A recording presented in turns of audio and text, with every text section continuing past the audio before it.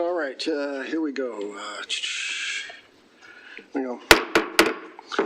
Hi, good evening and welcome everybody. Welcome to the March 27th, 2025 CA Board of Directors meeting. We will start our agenda here. First with the roll call. Colin. Present. Eric. Here. Thank you. Mike. Here. Karen. Here. Reg. Here. Paul. Here. Sky. Here. Ashley. Here. Thank you. Chris. Present. Thank you. All right, we have everybody here. Fantastic. A few notes. This is a hybrid meeting. We have board members and I believe some residents both here in the room with us and online. This meeting is being recorded and live streamed, and it will be available later on YouTube. One thing I ask for everybody in the room here, please silence your phones or electronic devices. We have a lot of people in the room here tonight, and I want to make sure that everybody gets heard, so I don't want their testimony to be stepped over by somebody's phone ringing. So please do silence or turn on vibrate at least. Thank you. All right. Announcement of special meetings that were held. I have a few of those. Let's see. First up, we have the ARC meeting, the Architectural Resource Committee. Members present for that were Deb Bach, Carolyn Payton, Aileen McNamara, and Lexi Milani. This meeting was closed in accordance with the Maryland Homeowners Association Act 11B 1114 IV. The vote to close was 4 in favor, none against, no abstentions. That was held on March 17th of 2025. March 26th of 2025, the Audit Committee, that was last night, held a closed meeting here at CA headquarters. Members present were Karen Emery, Paul Rader, Jim Young, and Tim Redmond. The vote to close was 4-0-0. That's that one. There's a Board of Directors closed meeting that was held on February 27th, 2025. All members, with the exception of Chris Fuchs, was present. We had a vote to close. The vote was 5 in favor, 4 against, and 1 abstention. Those 4, Ashley, Sky, Paul, Colin, and myself. Against, Reg, Karen, and Eric. And 1 abstention was Mike. I have one last closed meeting, which was held on March 27th. We had, at the time of closing the meeting, 9 members present. The vote to close the meeting was 9 in favor, 0 against, 0 abstentions. And that's all of our closed meetings. All right. Next up is approval of the agenda. Do I have a motion to approve? So moved. That's Reg. Do I have a second? Second. Paul? Thank you, Paul. I saw that. All right. Colin? I would like to move to strike 7A, old business management of community buildings options. Okay, so you want to amend the agenda? Yeah, sorry. And that's to strike 7A? Yep. Second. So that's Colin and Mike seconds. Very good.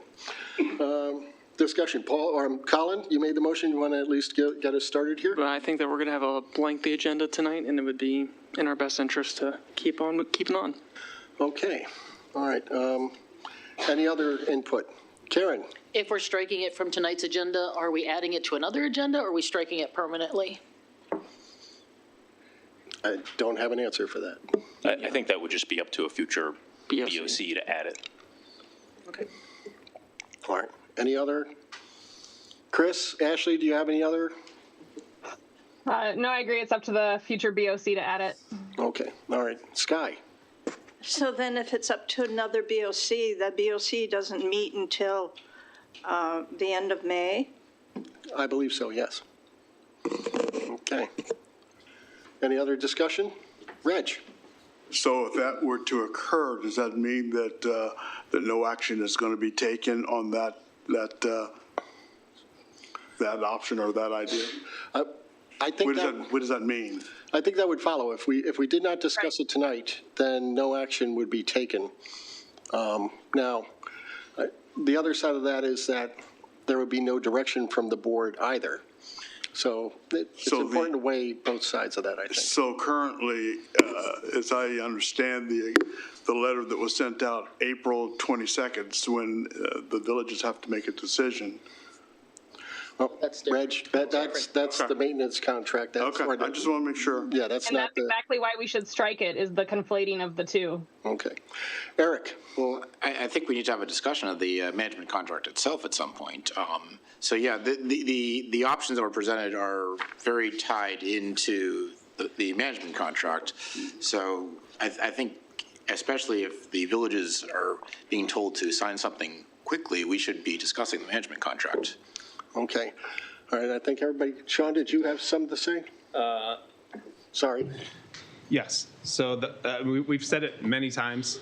The facility analysis is not part of the management contract in any way, shape, or form. It was only an analysis to be done. It is not part of the management contract. So I think, Reg just alluded to it, and Ashley just said it. There's been a lot of confusion between the two.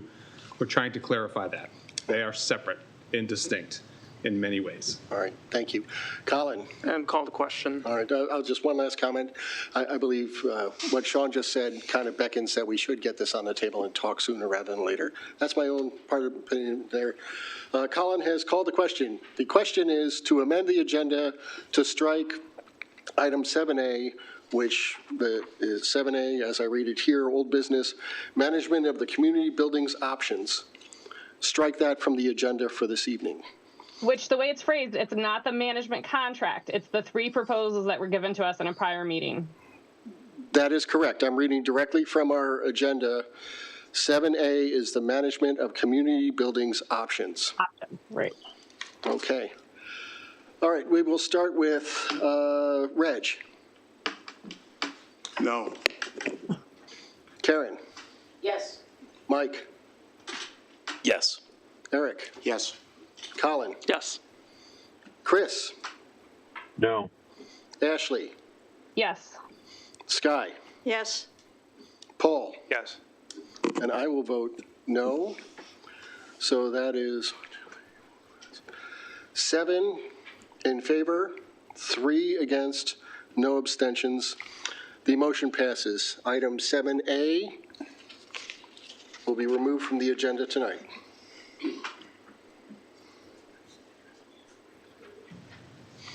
Moving on to the main motion, passage of the agenda. Eric has his hand up. Oh, I'm sorry, Eric? I'd like to amend it to add a discussion of the management contract to the agenda. Okay. I think we need to figure out what's going on with it. Discussion of the management Contract, yes. contract?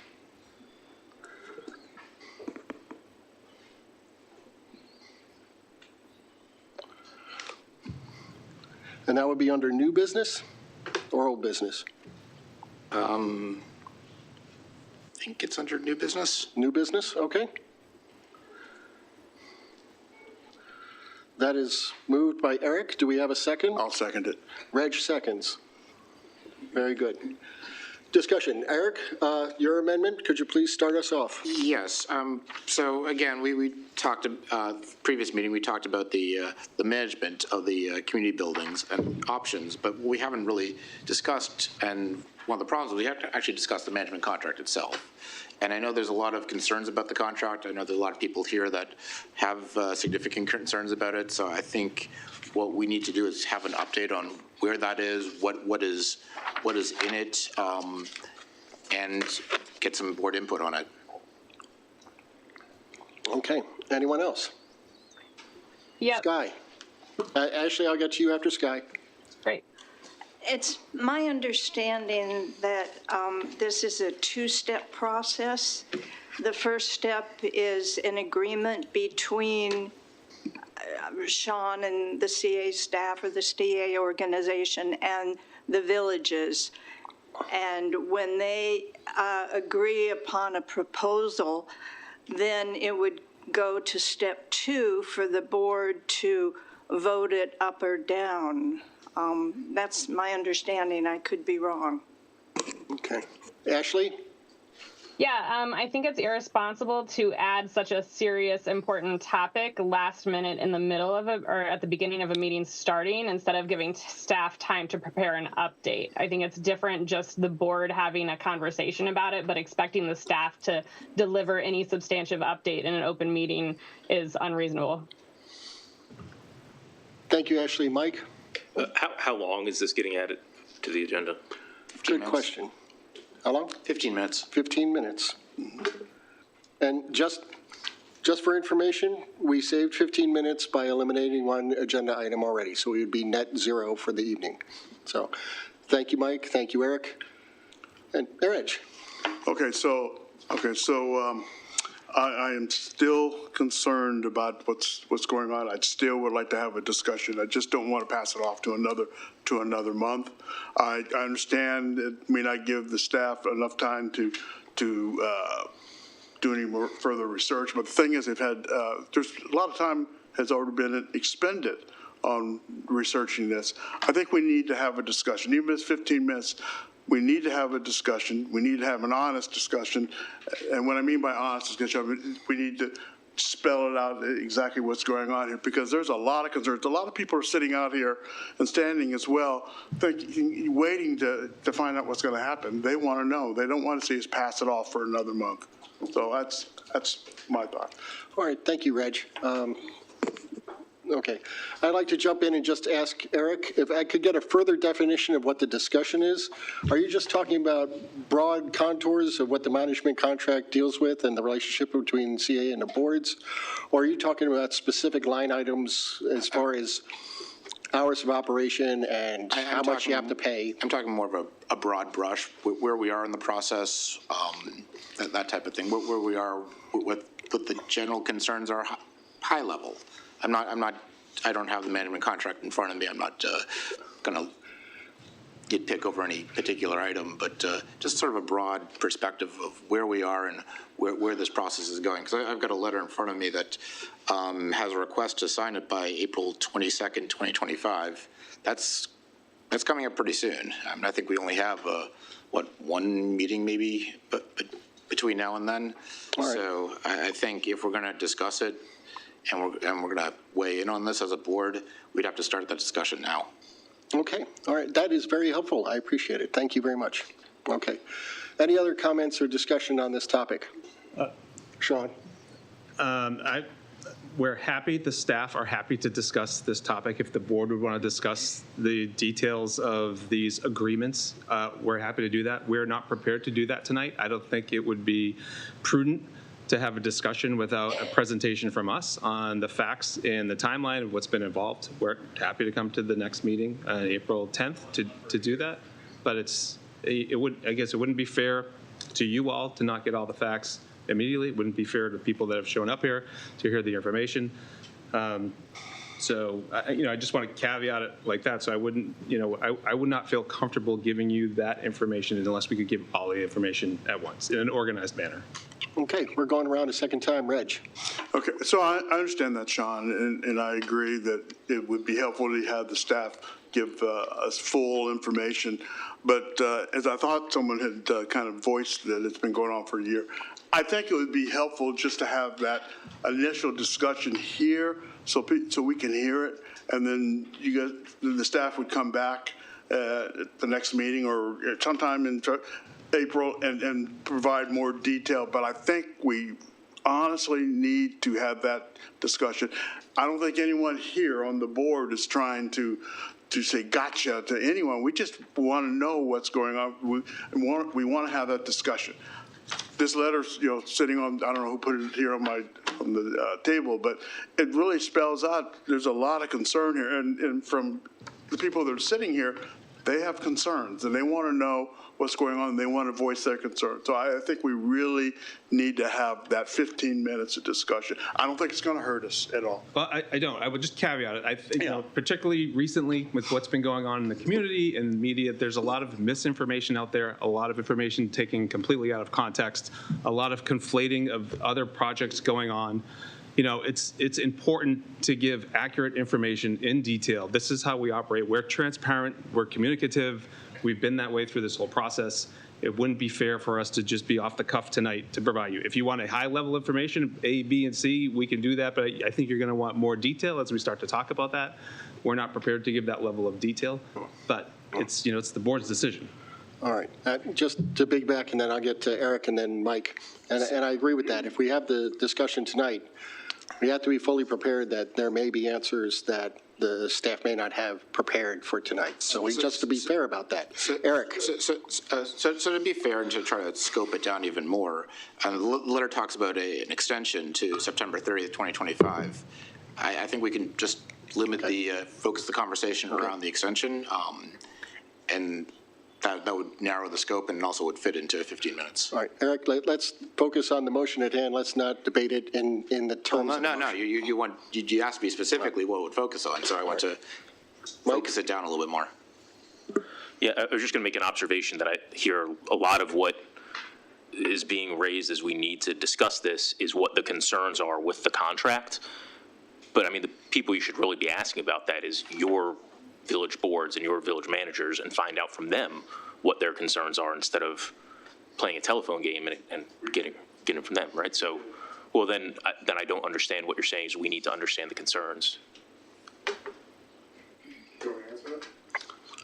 Yes.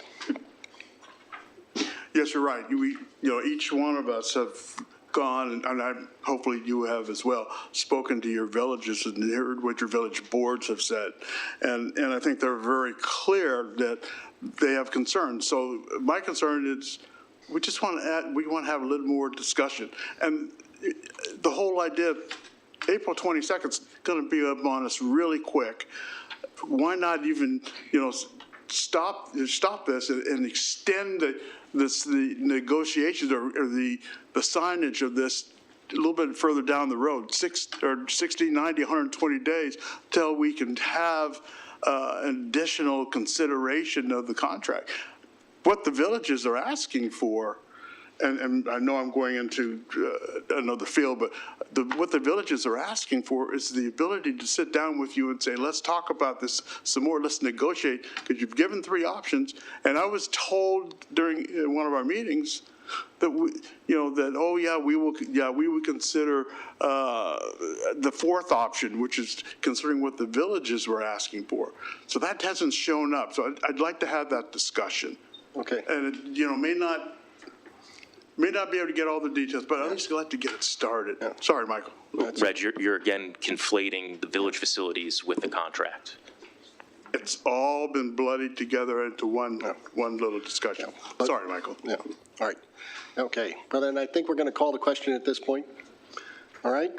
And we will start the voting with Karen. Oh, well, hold on. Let me make sure everybody understands what we're voting on. We are going to amend the agenda to add to new business a discussion of the management contract for a period of 15 minutes. Karen. Yes. Mike. Yeah. Yes. Yes. Eric. Yes. Colin. Yes. All right. Chris. Yes. Ashley. No. Sky. Yes. Paul. Yes. Reg. Yes. I will vote no. All right, so that is 8 in favor, 2 against, 0 abstentions. Motion passes. We could go to the main motion to pass or to approve the agenda as amended. And let me be clear what the amendment is. First amendment was to remove item 7A, management of community building options, from the agenda. That amendment passed. Second amendment was to add to new business discussion of the management contract. That passed. So we are at the main agenda motion.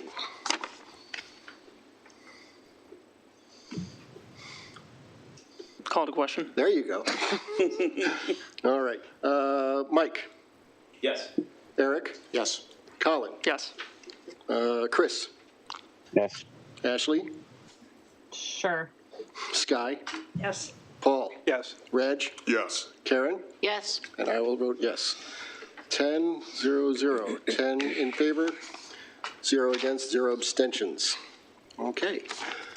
All right, we are now moving on. First item of business, next item of business, let me say that. Our Columbia update. Yes, Danica Rhines, our Senior Manager of Media Relations and Communications, is here to give the board an update on what CA has been doing to support the election that's coming up next month. I think, CA staff internally really make a concerted effort to promote the elections. I think Danica is going to go into that. You're going to see all the hard work that we do to promote the elections for the villages. This is not for CA. This is specifically for the villages.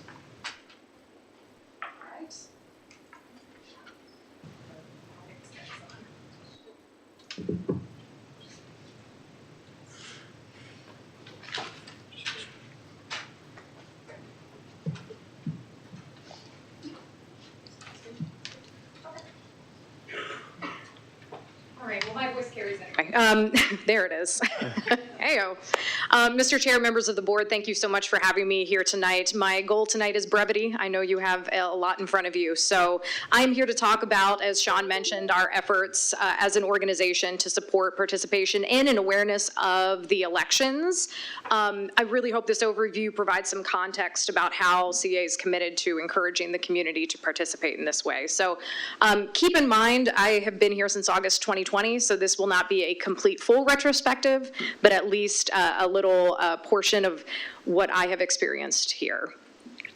So a brief overview of what we're going to cover, objectives of the Columbia Votes effort, so why we do it. We'll go into some historical context, some background of Columbia Votes, a summary of the approach and subsequent engagement in this effort, and then, if time allows, questions.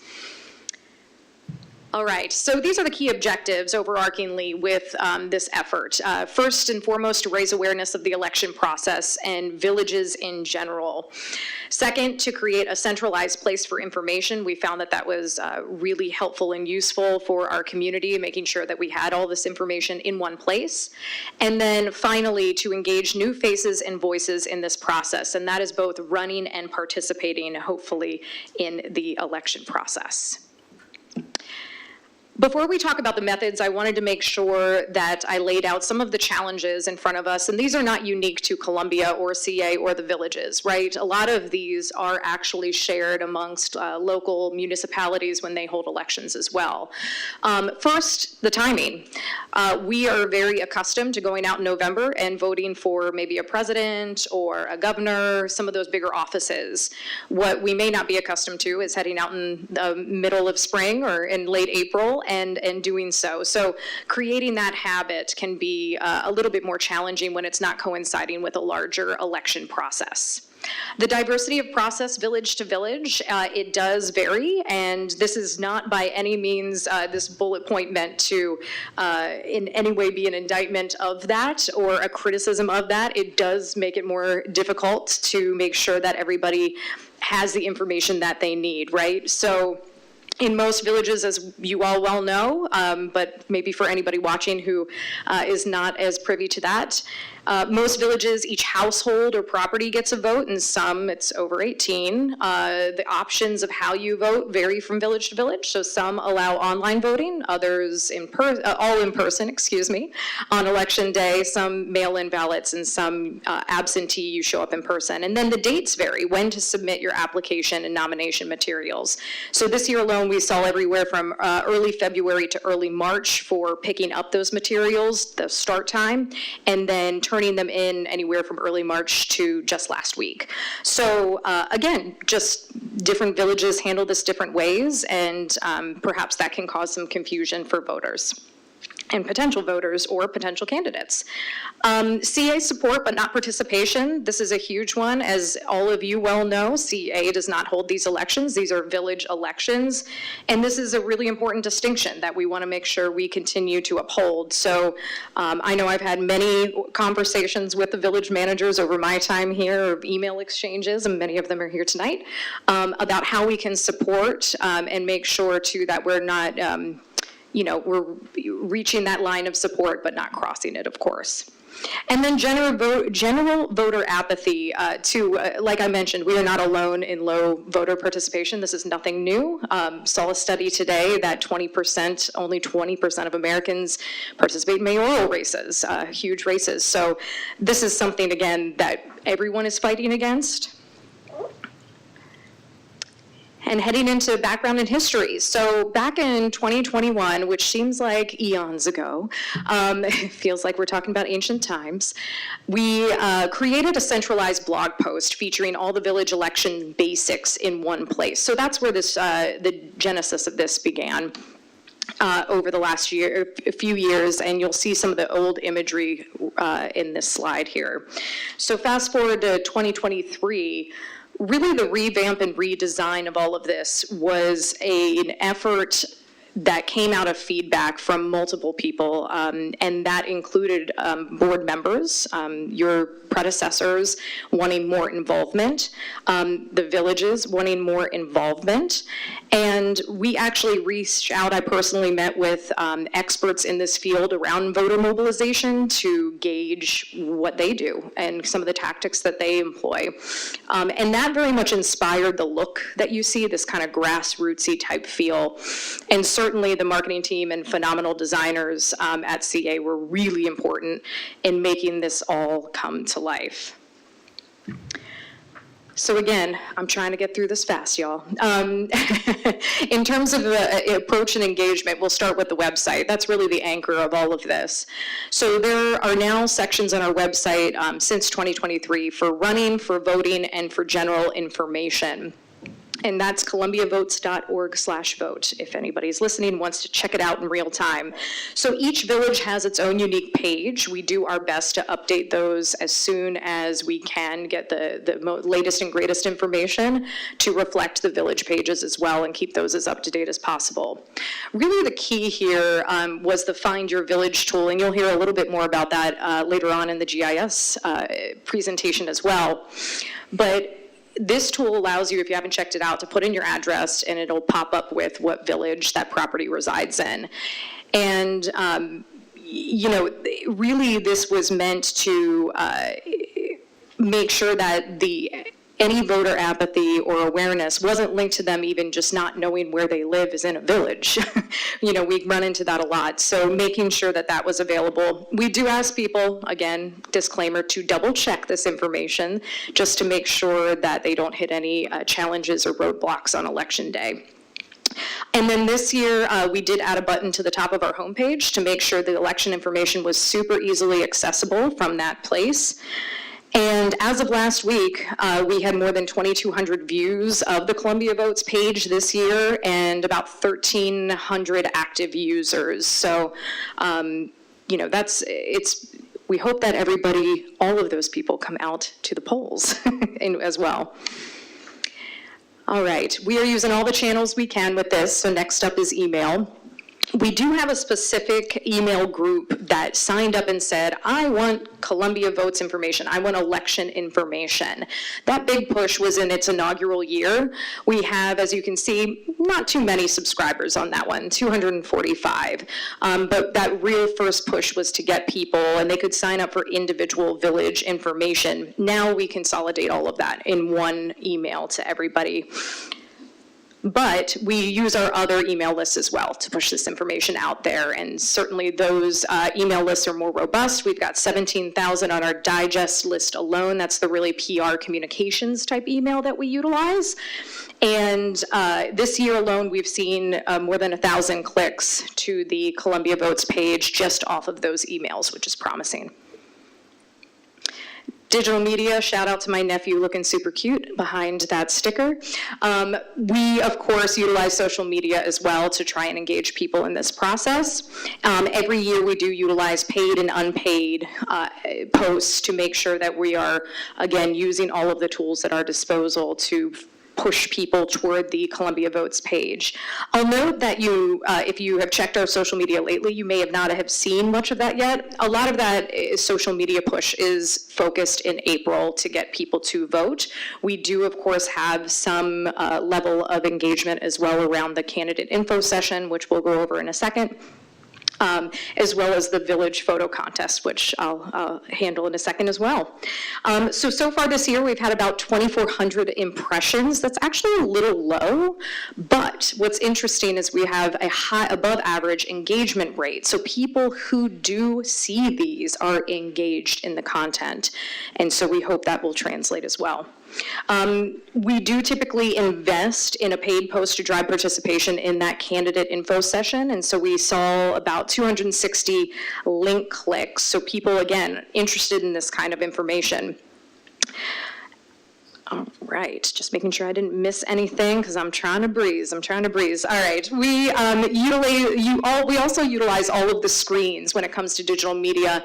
If you visit our facilities, you'll see those up, and we also have the downtown kiosks. So you'll start to see a simple kind of Columbia votes, what you see here on the left side of the screen. You'll see something like that up on screens everywhere. We also use that to push the candidate info session as well as the village photo contest. And speaking of that contest, we started this last year, and again, this was our way of making sure people had an idea of what village they lived in, because really we identified that as the first step in engaging in the process itself. What village do I live in? It was super well received. People love seeing their neighbors' photos, both in person and then up on our social media as well. So this really pushes toward that Find Your Village tool, and of course, hopefully more information on the Columbia Vote site. So we have more than 35 entries so far this year, and we still got a couple weeks, so if you have beautiful photos, please submit them. And then we'll choose some, and what happens is we'll order a small stack of the best shot from each village for each village center. And then hard copy materials. We know a lot of us like to consume hard copy form of things. I'm one of those people. So the communications and design team work hard to update these materials every year and disseminate them throughout CA as well as the village centers. So this includes things like posters, rack cards, that's an example you see there on the right of those rack cards, flyers, direct mail pieces, things like that.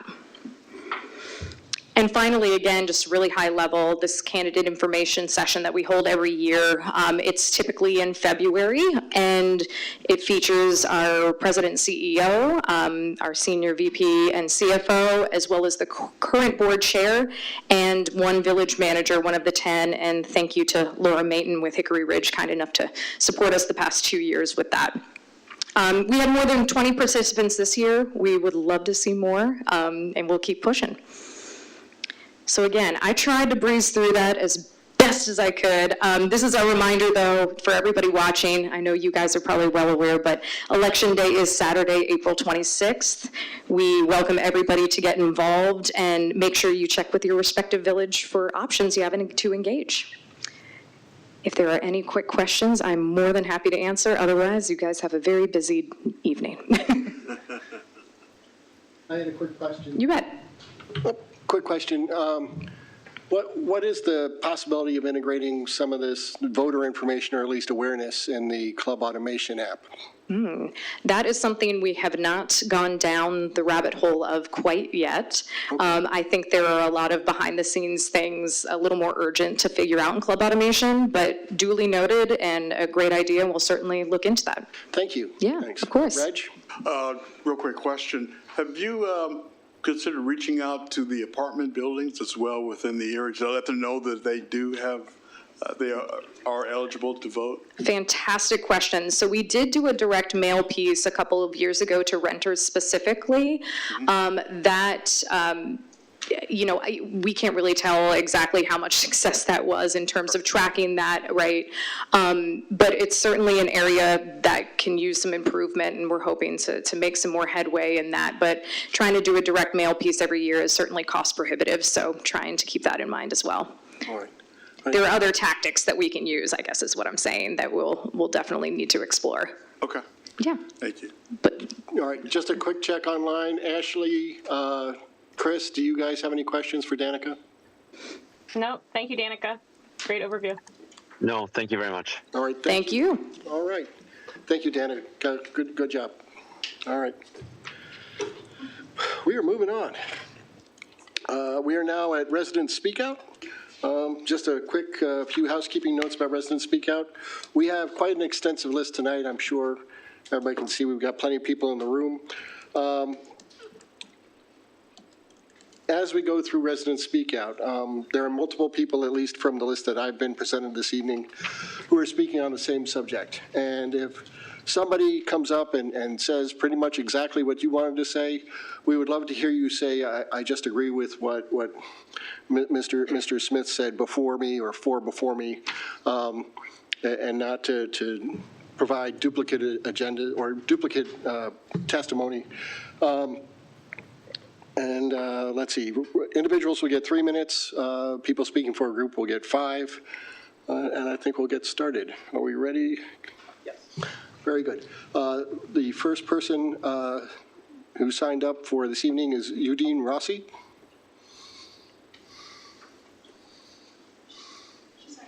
Not here. Okay, thank you.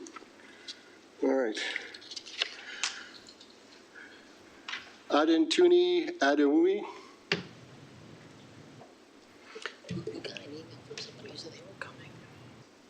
Okay, we'll come back. Leslie Ann Kona. Leslie, good evening. Hello. You get to watch my back. Welcome and thank you. Hi. Hello. Thank you for the opportunity to speak tonight. It's great. Hopefully you can hear me. I'm here to express my support for the Village Center's independence. My name is Leslie Ancona, and my family and I have been residents of the Village of River Hill for 29 years now. Having left my family and friends on the West Coast, the Village Center and its helpful staff, informative newsletter filled with helpful resources, not to mention the fun family events it sponsored, was an actual lifeline for us as newcomers. And it really helped us feel connected to our new home in Maryland. My husband Vince made connections by serving on the architectural committee, and our children delighted in attending the wealth of family events that was sponsored by our dedicated Village Center staff. When people asked me about life in Columbia, Maryland, I happily stated that there was a real sense of community here, unlike other places that my husband and family and I have lived. So fast forward 20 more years, I'm a newly retired teacher, having taught first grade at Pointers Run Elementary School for 20-some years, and I have an idea. How can I get unwanted children's literature into the hands of kids in our community who need them? After reaching out to the Community Action Council of Howard County, I discovered that our local food bank would be happy to distribute collected books. Great. Now, how do I get the word out to my community? Where could people bring their unwanted books that was convenient? Our village manager, Renee Dubois, immediately popped into my head. Could books be collected through Claret Hall? Would other villages be interested? Happily, Renee and her staff enthusiastically supported my program for collecting children's books. We coordinated with other interested villages, and after publishing an article in the Monthly Villager titled The Power of Books, we were able to collect over 4,000 children's books for the Howard County Food Bank. Because of the central location of Claret Hall and the fact that the doors were open with staff waiting to help and say thank you, it made it easy for residents to simply drop off their books when running errands at the Village Center. The books we collected are now being distributed through our local food bank and local Head Start programs, in addition to other Community Action Council resources partners. The success of this program would not have been achieved without the support of the River Hill Village Center and their amazing staff. They helped communicate using their network of communication with the community, and they helped to create a willingness in our community to jump right in and help the other residents in their community. For me, the key word is community. And community doesn't just happen, as you know. It's nurtured through communication, shared experiences, and helping others. And our village centers with their unique gathering spaces are a conduit for this community building. Leslie? Yes, is it done? Sorry. Final thought, please. Okay, thank you. I'm wrapping it up. I just want to thank the Village Center staff that helped me with my book donation program, and I just want to ask that you respect the good work that they do, and just to let them be. Okay. Thank you. Thank you. Just a moment, Leslie? Yes. I think the board may have some questions for you. Yes. Eric? Not actually a question, but I just, as the rep from River Hill, I just want to thank you for all your hard work on this, and again, also thank all the Thank village you. staff. It was great. It's definitely appreciated. Thank you. Thank you. Appreciate that. Yeah. Leslie? Leslie? Hi. Hi. You're popular tonight. Just, first of all, yes, thank you for your service as a teacher, and thank you for running such a great program. I had a quick question. What have you heard from the Columbia Association that the staff or the newsletter or the ability to have a book donation program would stop in any way? Where did you get that information? That it would stop. I'm not saying that it would stop necessarily. Okay. What I'm speaking about is how easy it was for me as a resident. Yeah. To be able to go to my Village Center staff. I had a relationship with them before, and that it was the ease of the process. It was the knowing that they would support me, and that the center would be open and convenient for residents to drop things off. Yeah, okay. So it was really their enthusiasm for just a person like me that just had this idea. Right. And I appreciated it. Yeah, thank you. Thank you very much. You're welcome. All right. Anything else? Did I miss somebody? Anyone else? Okay. Very good. Next up would be Amy Carpenter.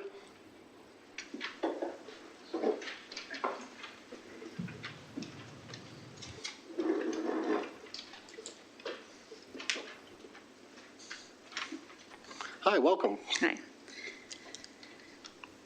Yeah, I'm Amy Carpenter, resident of Owen Brown, former resident of Oakland Mills, and events and administrative coordinator for Oakland Mills Community Association, speaking only for myself.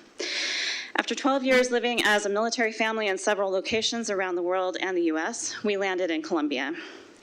The architecture and greenery reminded us of our Oregon hometown, and I loved how involved the residents were in civil matters, something I'd missed with our transient military lifestyle. I also loved the small town and a big city feel. I saw that there was this place called the Other Barn that houses the Oakland Mills Village offices. I decided to drop by this converted dairy barn to learn more about Columbia.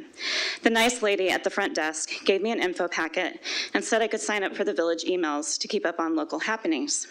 A few months later, I saw in one of those emails a job opening for the administrative assistant position at OMCA. I applied for it, and here I am, nearly 8 years later, still working the same job in that unique, beautiful converted dairy barn. My husband now also works at the Other Barn on the weekends as a facility assistant, helping renters during their events and ensuring this historic building is protected and preserved during those rentals. During my 8 years at OMCA, I've worked with the village manager and board and have seen CA's interactions with OMCA. As the events coordinator, I've had many opportunities to work with CA staff. Our collaborations have been positive and fruitful and have made my job easier and happier. One issue that has not made my job easier and happier is the financial relationship between CA and the villages. Last month, CA staff presented options for CA takeover of management of village facilities. The presentation included inadequate and incomplete information on village management of facilities, playing with numbers and data to create pretty bar graphs, and giving only a token nod to the village staff's business decisions regarding the facilities. A one-size-fits-all percentage was set for supposed usage improvement, which completely disregarded the reasons for those business decisions. The CA staff's preferred option would mean CA would centralize booking and rental contracts, taking some of the revenue for itself to cover operating costs, possibly even redistributing revenue to the villages. Unfortunately, we've seen how such a relationship has worked in the past. CA lops off most of the top of the annual charge before sharing a small percentage from 4 to 8% with the villages. While CA needs adequate funding for its operations and facilities, it does not give enough to the villages, especially given operations and facility skyrocketing costs. Reducing or taking away facility rental income is not the answer to this problem. Increasing the assessment share given to the village is. Included in each village's Articles of Incorporation is a section that states that one of their purposes is to assist CA in the operation, maintenance, and development of community facilities and services within Columbia. Village staff do this, and they do it well.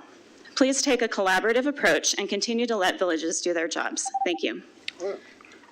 Very good. Any questions? Amy, thank you for your testimony tonight. All right. Ashley Jacobs.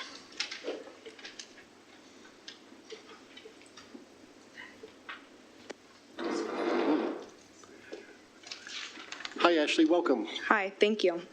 My name is Ashley Jacobs, and I'm the Facility and Rental Coordinator of the Other Barn in Oakland Mills. I'm here to address CA's proposal to manage the village rental process with the ultimate objective of CA managing all 24 of the village buildings. Your reasonings behind this proposal are for, quote, increased revenues, that it's, quote, a cumbersome process for the community, and it is, quote, daunting. In my 2 years of working at the Other Barn, I've never received a review that our process is cumbersome or daunting. Actually, the Other Barn has received the following reviews. 1, the staff made things easy for us as far as communicating the rules and expectations of renting. 2, the staff of the Other Barn were very communicative and considerate in the months leading up to the wedding, answering questions in a timely manner, building a custom floor plan for the reception, etc. 3, our experience with the Other Barn from start to finish was amazing, and there's many more. That doesn't sound cumbersome to me. You've also discussed how the various villages and facilities have separate marketing and different business models. You've discussed the need for a centralized booking system where renters can reserve a room with the click of a button. I don't know if you've ever planned a wedding, but you can't do it with the click of a button. There are a lot of details that need to be discussed and decided. There's a lot of time spent organizing, planning, DIYing, and executing plans, and there are many people and organizations that work together to develop those plans. That's just for weddings. Think of it as renting your home to someone to host a party. For one, you probably wouldn't do this, but for the sake of this argument, let's say you are. Would you let just anyone rent your home? Would you let them do it with the click of a button? Would you let them use your home for a party without discussing any details? I don't think so. The Other Barn's like a home to me. I spend at least a third of my time there. I respect the Other Barn and its history. I respect what it means to the community. As the Facility and Rental Coordinator, I like to have discussions with those that I welcome into my home. I like to make sure that we are the best place for them to host their event. I like to make sure that they too will respect the Other Barn. We cannot do that with the click of a button. If in those personal discussions we determine that the Other Barn isn't the best place for someone to host their event, I direct them to other village facilities. Maybe they're looking for more open space, a smaller space, or a space with different rules. The 10 villages have a shared resource online at columbiavillages.org where renters can review the various spaces that Columbia offers and determine which facility would be best for their event. Lastly, you claim that it's difficult for CA to be aware of the maintenance needed at facilities. Please know, if you don't have a personalized discussion about what someone plans to do with your facility, they might do airbrush art in your loft, have open flame candles lit inside of your 300-year-old barn building, or set up a stage on your brand new hardwood floor. You asked that the Other Barn increase rentals from 18 to 28%. Mathematically, that's not a 10% increase in sales. It's actually a 55% increase in rentals over the course of a fiscal year. In doing this, please know that your number of broken rules and policies is going to skyrocket, your number of repairs is going to increase exponentially, and your increased revenues are going to go straight into maintaining the beauty of the Other Barn being erased by the click of a button. So are you looking for a solution, or is your solution going to create a problem? Thank you. Wow. Well timed. Very good. Any questions? All right, Ashley, thank you for coming out tonight. Next, we have Kat Wee.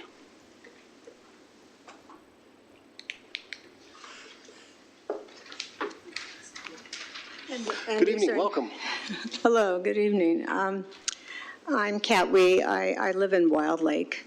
I also have this letter in front of me, and I didn't actually write any remarks, but I just basically moved from one place in Wild Lake, which is Running Brook, to another place in Wild Lake, which is Bryan Woods, because I love Wild Lake so much, and it's very unique to me. And right now, we've had some really terrible events that have happened to people at Wild Lake, 2 teens who were shot. I'm moments, like short walk away from that mall. And I know Wild Lake Village is very unique, and we've been working on having after-school programs. They've received a grant for, extending that to younger kids.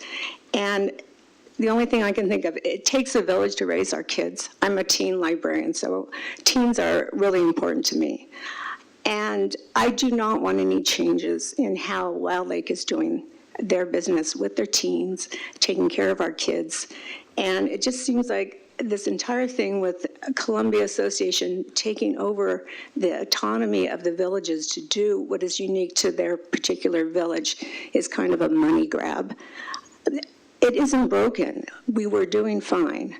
I don't think there needs to be a change, and I think we need to think about the reason people live in their villages. They're attracted to that unique, whatever is unique to that village, they stayed there. And that's why my husband and I have stayed there, and my husband has just been elected to that Wild Lake Village Board, so he's extremely concerned about this. And that's why I came tonight. Thank you. All right, thank you. Any questions? Okay, all right, thank you. Sharon Boyes?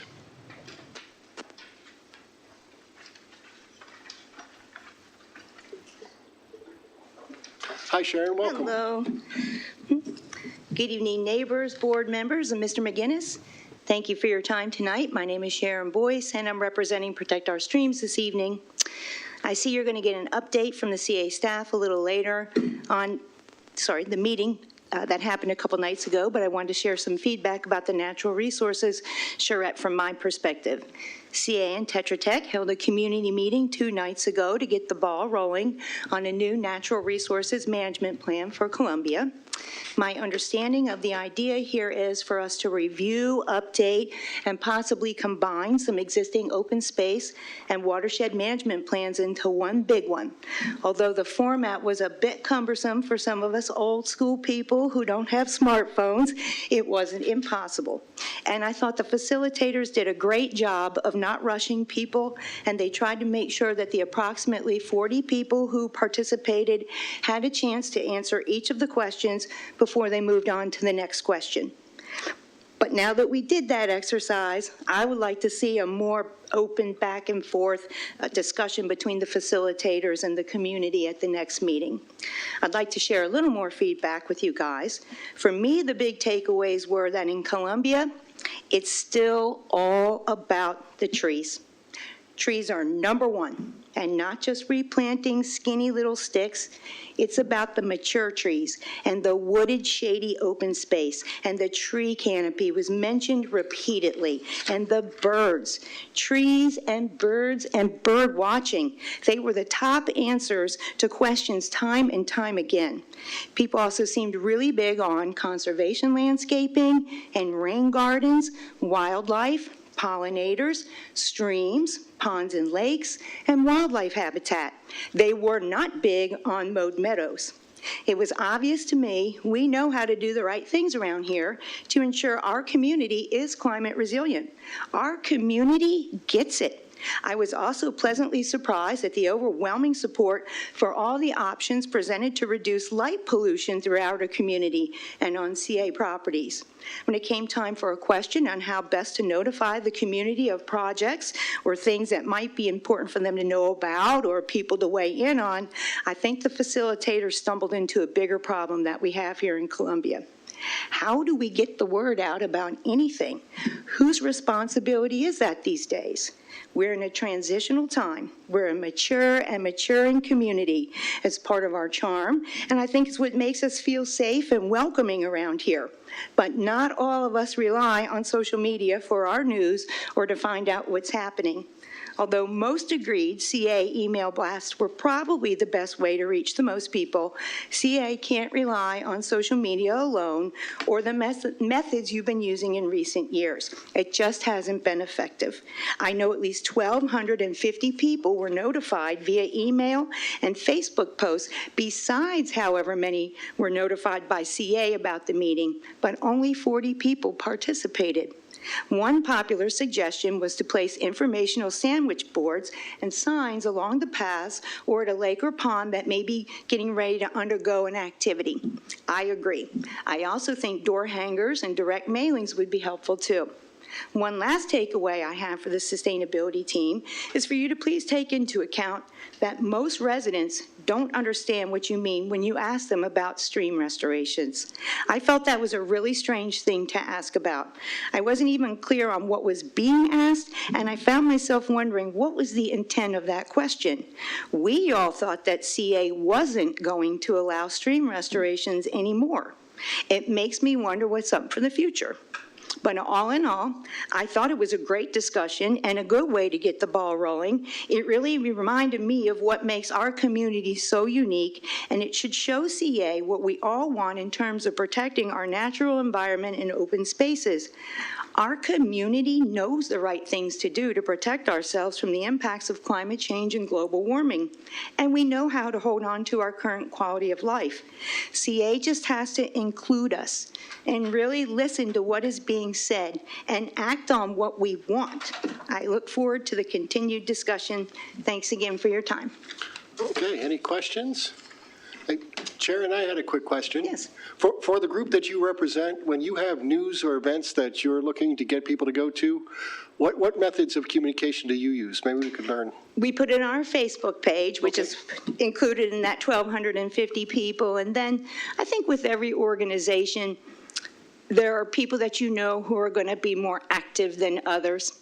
And I typically reach out to the people who I know are going to be a little more active than others that you can kind of count on to do some of these things. All right, thank you. Thank you. Very much. Thanks for coming out tonight. Thank you. All right, next up is Michelle Boucher. I'm guessing Colin knows this. We've hit the 20 minutes, so are we adding an hour? I think we've got 17 more people in queue. Yes, we just hit the 20-minute mark. All right, hold on, Michelle. Wait a moment. So, we're at 20 minutes. So move to add an hour. All right. Second, yeah, great. All right. Is there any opposition to adding an hour? So we shall move on. Thank you all.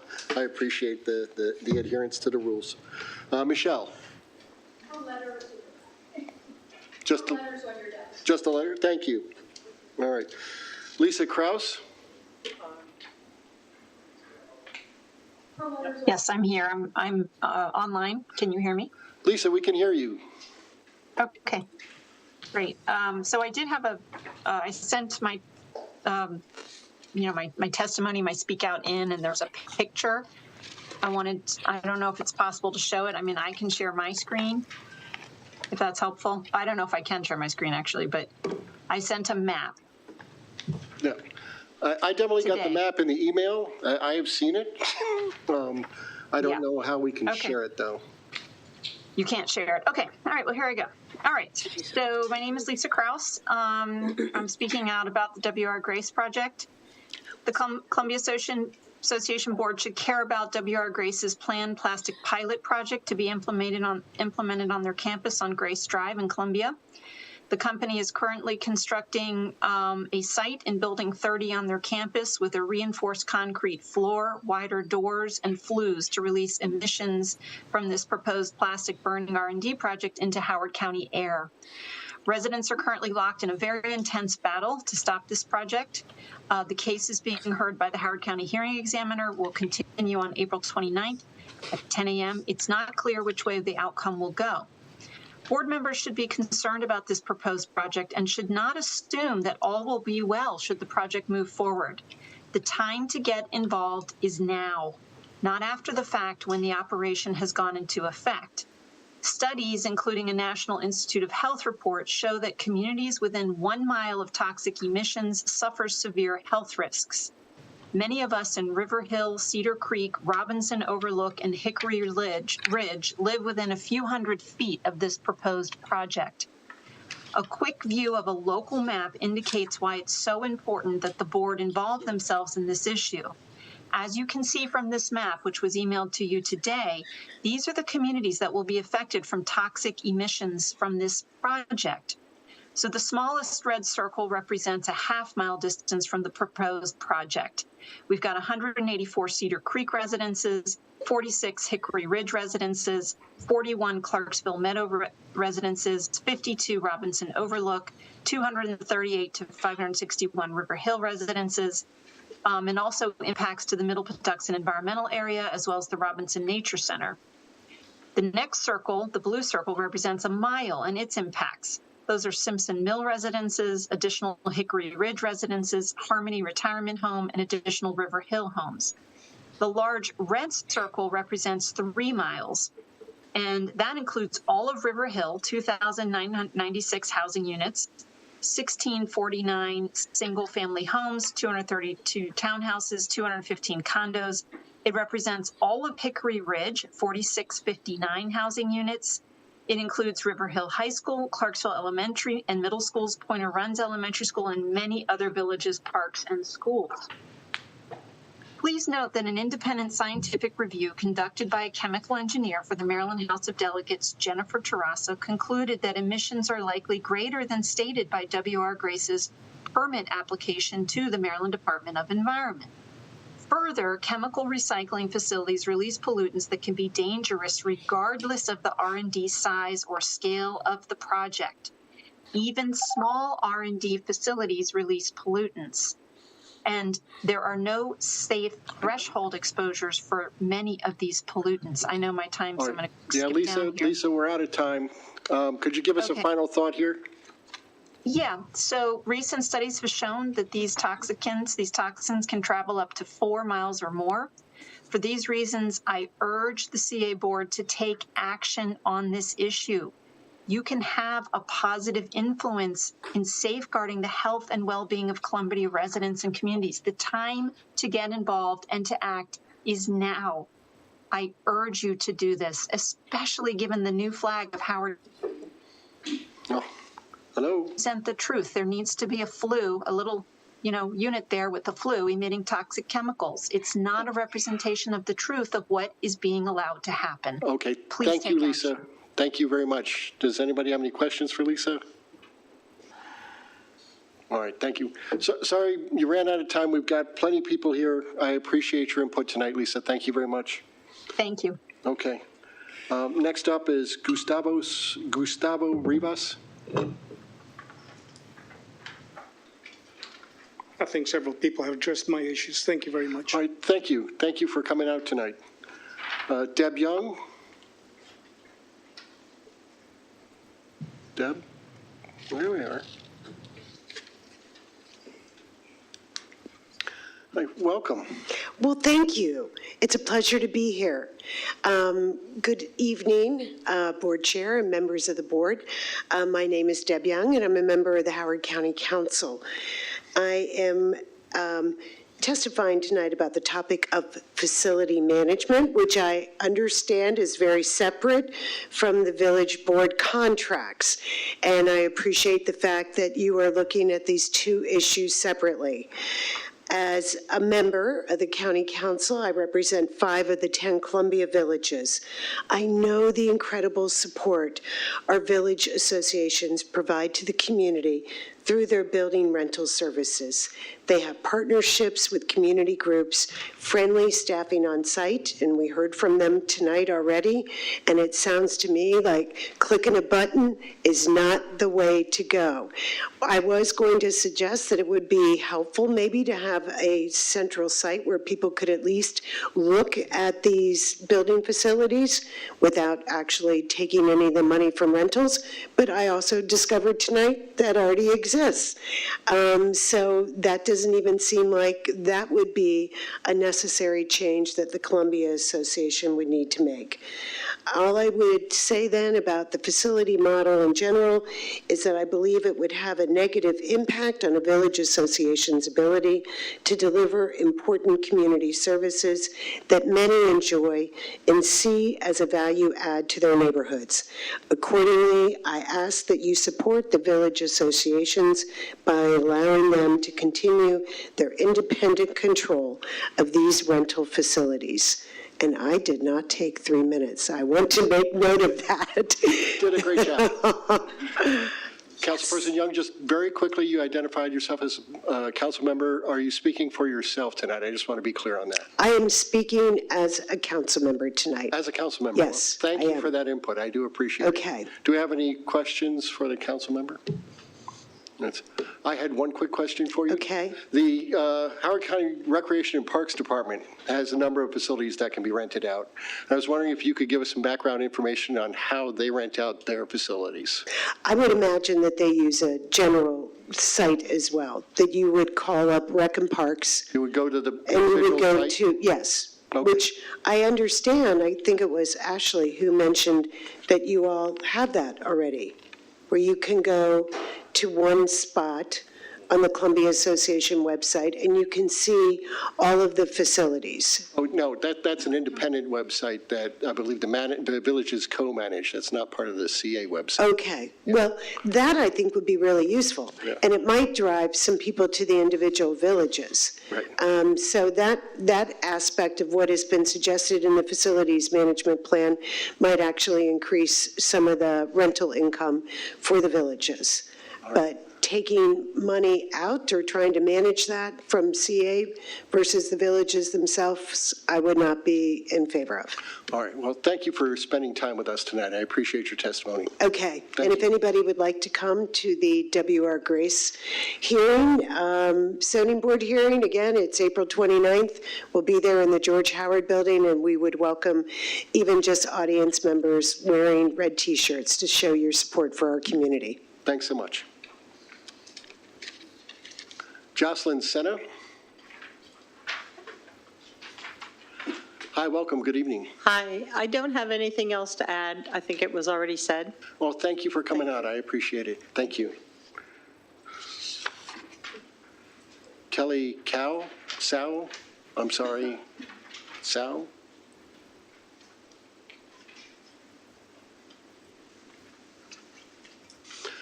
Hi, good evening. Was I close? I apologize for that. It's Kelly Cow. Cow, thank you very much. So, yeah. Please, Good evening. welcome. Yeah, thank you. Good evening, members of the Columbia Association Board of Directors. My name is Kelly Cow, and I'm the committee chair for the Scouting America Troop 618, formerly known as Boy Scouts of America. I'm here tonight representing Troop 618, and I'm here to ask that you continue to allow the villages to manage and control the buildings within their respective villages. Last month, I attended the CA Board of Directors meeting, and I heard many village leaders speak out against the CA taking control of the buildings. Tonight, I want to provide the perspective of a beneficiary of one of the villages, and that beneficiary is Scouting America Troop 618. The River Hill Community Association is a chartering organization for our troop. We work very closely with the River Hill Community Association to create opportunities for the youths in our village to develop into responsible, participating citizens and leaders within our community. The River Hill Community Association allows us to use their building to hold our end of the school year Court of Honor, which is a ceremony held periodically to celebrate and honor the hard work and achievements of the Scouts that have advanced in rank or earned merit badges. We have a very close relationship with the River Hill Village Manager, Renee Dubois, who has attended ceremonies for our Scouts who have achieved Eagle Scout rank. Through our close relationship with the River Hill Community Association, we provide opportunities for our Scouts to give back to the community through service activities, environmental conservation projects, and community engagement, as well as opportunities to fundraise to continue to sustain the Scouting program. Scouting focuses on the home and neighborhood and grows outward. Scouting strengthens the connections for the youth to our local communities, which in turn support the youth's growth and development. This is why the relationship between our troop and the River Hill Community Association is so vital to our continued success in providing this opportunity to our youths. We rely on the River Hill Community Association to provide support for our troop, and in return, we give back to the community in many ways. Taking the control and management of the buildings away from the villages can negatively impact the villages and the neighborhoods they've worked so hard to create. I ask that you please don't fix what is not broken and leave the control and management of the buildings at the village level. Thank you for your time. All right, thank you very much. Do we have any questions? Reg has a question. Kelly, we have a question. Hi, Kelly, how are you? How many scouts do you have in your troop? So our troop is about a medium-sized troop, and we just had a few scouts bridge over, so we're about at 35, 40. Nice. Okay, very nice. I too am I told you earlier, Yes. I am an Eagle Scout and Order of the Arrow, so I have a warm heart there for scouting. So you said about 35 kids? Yes, we have about 35 to 40 kids, scouts. About 35 to 40, and so you get a lot of support from the village. Yes, so the River Hill Village Community Association is our chartering organization, and so we rely on them. Without them, we wouldn't be a troop, and then they do allow us to use their facility to hold our Court of Honors, which is really, really helpful for us because, when we try to rent a place, it's very expensive, and we're trying to just survive with, like, the fundraising that we do. Sure. I'm glad to see the scouts. All right. Very glad. Very good. Eric has a question for you. Yeah, as an Eagle Scout, I'm also familiar with the Scouts and how important they are to our community. I just want to thank you for your service as a Scoutmaster and thank your entire troop for their service to the entire community. Thanks. Sure, thank you. I do want to say that's the Scoutmaster, Matt Eatson, over there, and I'm the committee chair. All right. Any other questions? I had one quick question for you, Kelly. I also thank you. My kids were scouts, so I get it. What makes you think that your relationship with the village would change?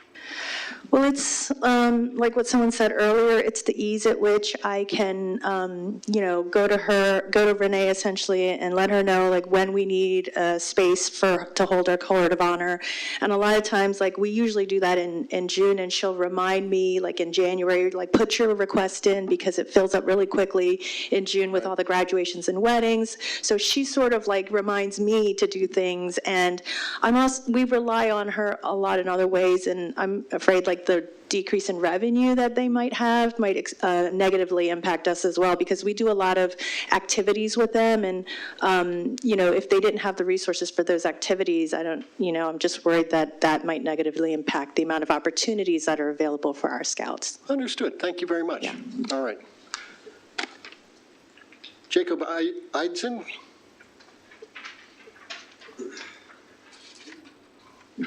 Hey. Welcome. Hey. Good evening. My name is Jacob Eidson. Everyone mispronounced it. It's okay. Everyone mispronounced it. I'm in 11th grade, and I'm a Life Scout with Scouting America, Troop 618, formerly known as Boy Scouts of America. I've been in scouting for 8 years, and tonight I'm here representing Troop 618. I'm here to ask that you continue to allow the villagers to manage and control the buildings within their respective villages.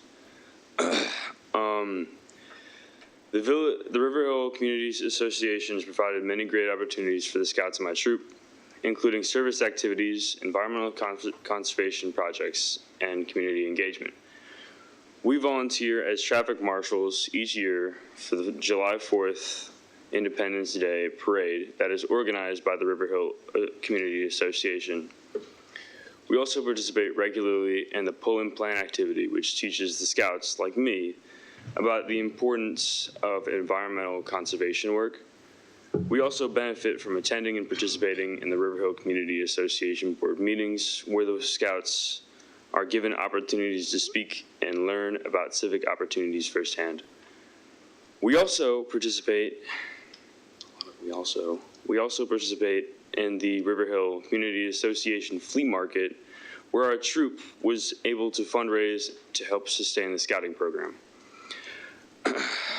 Our troop gives back to the wider community, Columbia community, and beyond in many ways, including food drives, food cleanups, road cleanups, and conservation projects. Earlier this month, our troop collected 300 pounds of food or so from Open Door Food Pantry at Mount Zion UMC. And in December, we cleaned 2 miles of Cradle Rock Way. And over the past summer, we performed trail maintenance at Senny Point Park. Service is one of the main aims of scouting, and scouting helps youths make a difference in the world beyond themselves. I'm very fortunate to be a part of Troop 618 and hope the troop will continue to provide the programs and opportunities to help younger and future scouts.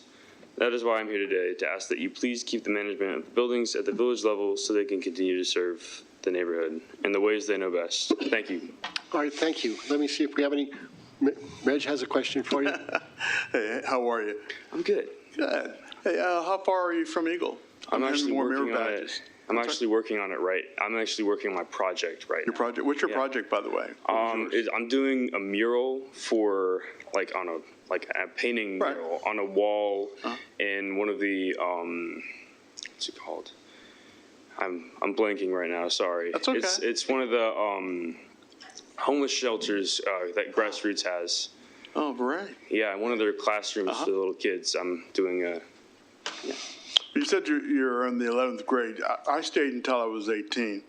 And then when, of course, I got my Eagle Scout and everything. But that Eagle Scout and being in Boy Scouts allowed me to get a foot in to go to the U.S. Military Academy at West Point.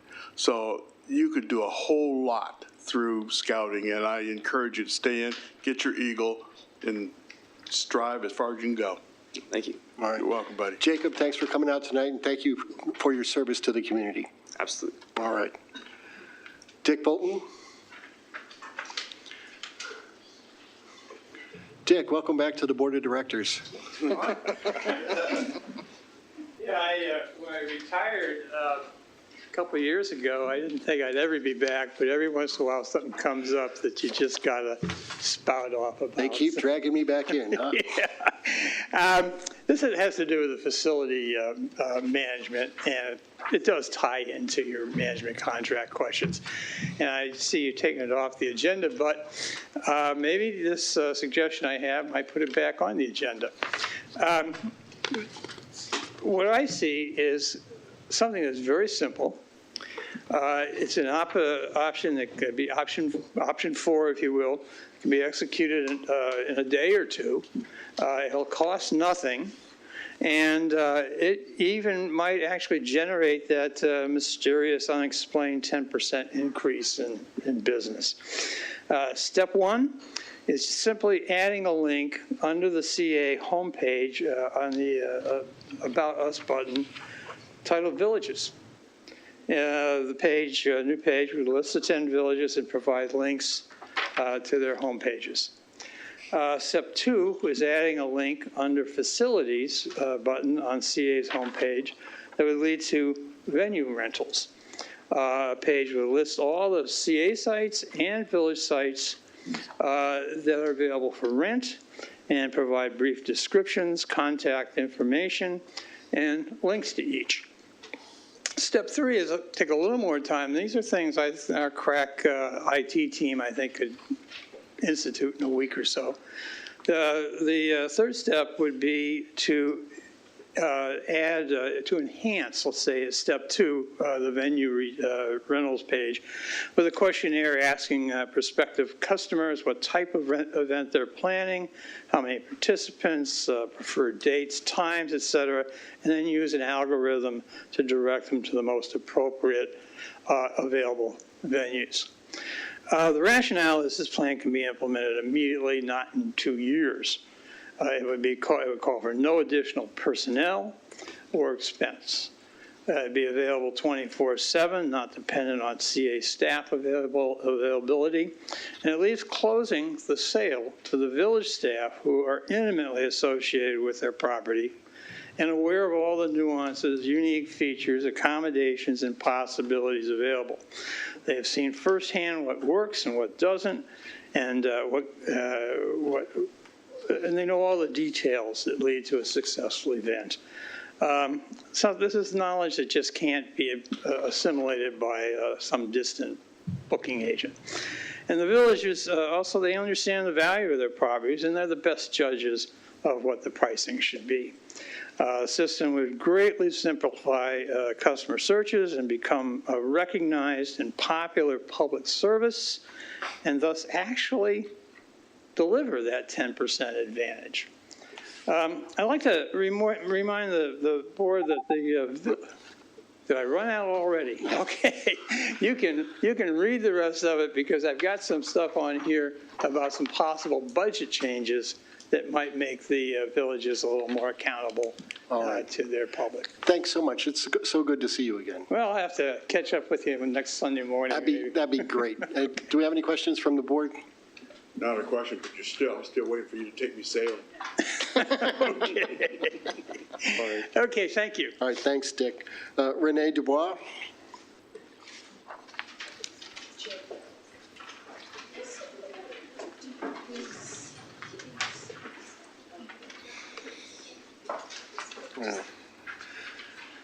Hey, good evening, Renee. Welcome back to the CA Board of Directors. I never thought I would be here, trust me. Whoa. I broke it.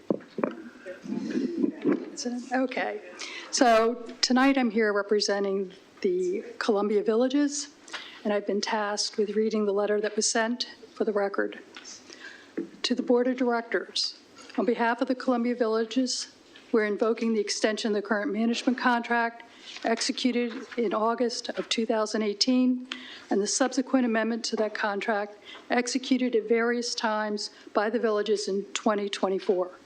The term of the current management contract was extended for 1 year through April 30th, 2025, as requested by CA, and the management contract states that the contract may be extended through September 30th, 2025, if the parties are in active negotiations. CA returned the assessment share and facility management agreements to the villages on March 7th, 2025, with the demand that the villages sign the agreements by April 22nd, 2025, or the villages would not receive the FY26 first quarter assessment share payments. This demand was made by CA without negotiating the terms of the agreements with the villages. The Columbia Villages named below cannot execute the agreements as currently drafted because it would be antithetical to our fiduciary duty to the associations we serve, as the agreements are imbalanced and place undue burdens on the villages. We consider ourselves to be in active, good faith negotiation of the assessment share and facility management agreements. We would like to have Judel reach out to Laura to set up a time to continue negotiations no later than April 4th, 2025. Respectfully submitted by the Harper's Choice Village, Hickory Ridge, King's Contrivance, Long Reach, Oakland Mills, River Hill, Town Center, and Wild Lake approved it tonight. If there's any questions about that, don't make them hard, but go ahead. Any questions? Yes. Reg is a popular question guy tonight. Oh, go, Reg. Someone told me once I don't talk enough, so now I guess I am talking. But anyway, just curiosity, how many villages are represented tonight? 8 villages. Dorsey Search is not on it, and Owen Brown. And Owen Brown. Yes. Does Dorsey Search support? I can't answer that. She has to be removed from the email chain. Roger that. All right, thank you. All right, any other questions? Sky. I see 9 village boards here who have signed the letter. 1, 2, 3, 4, 5, 6, 7. Where do you see 9? Are you looking at this? March 24th? No. March 26th. 26th. Count again. Oh, okay, there, 7. it has the same text, but, okay.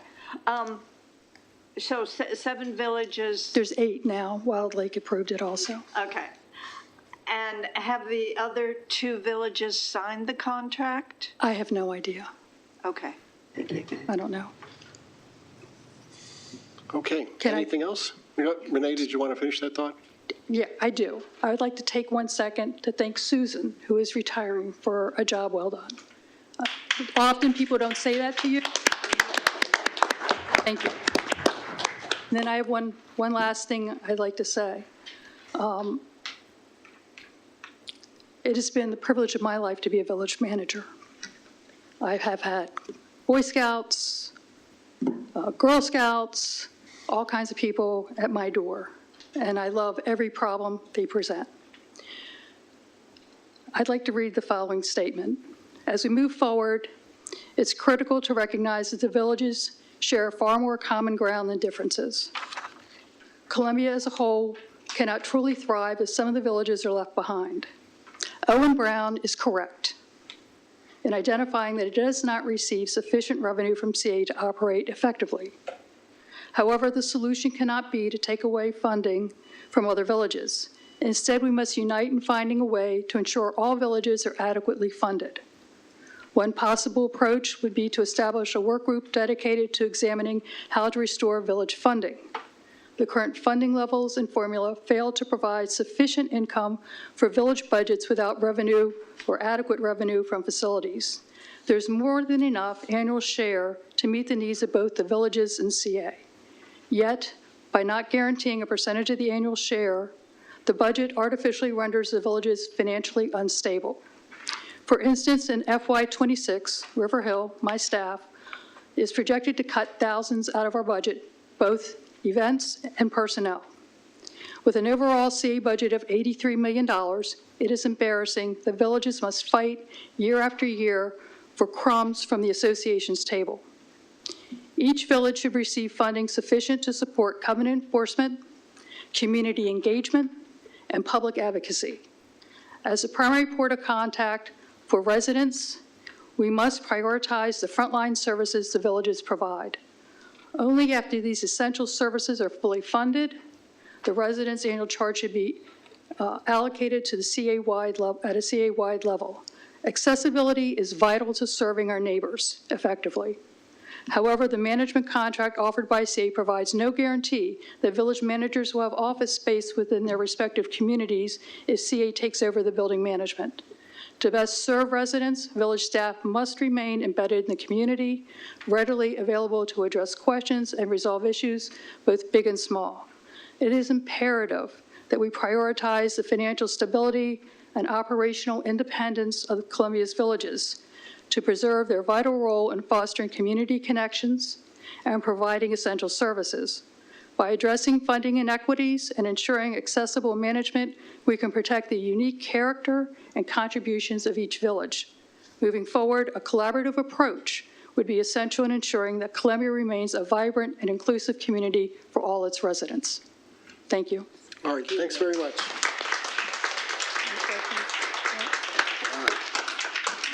All right. Okay, Lynn Robeson Hannon.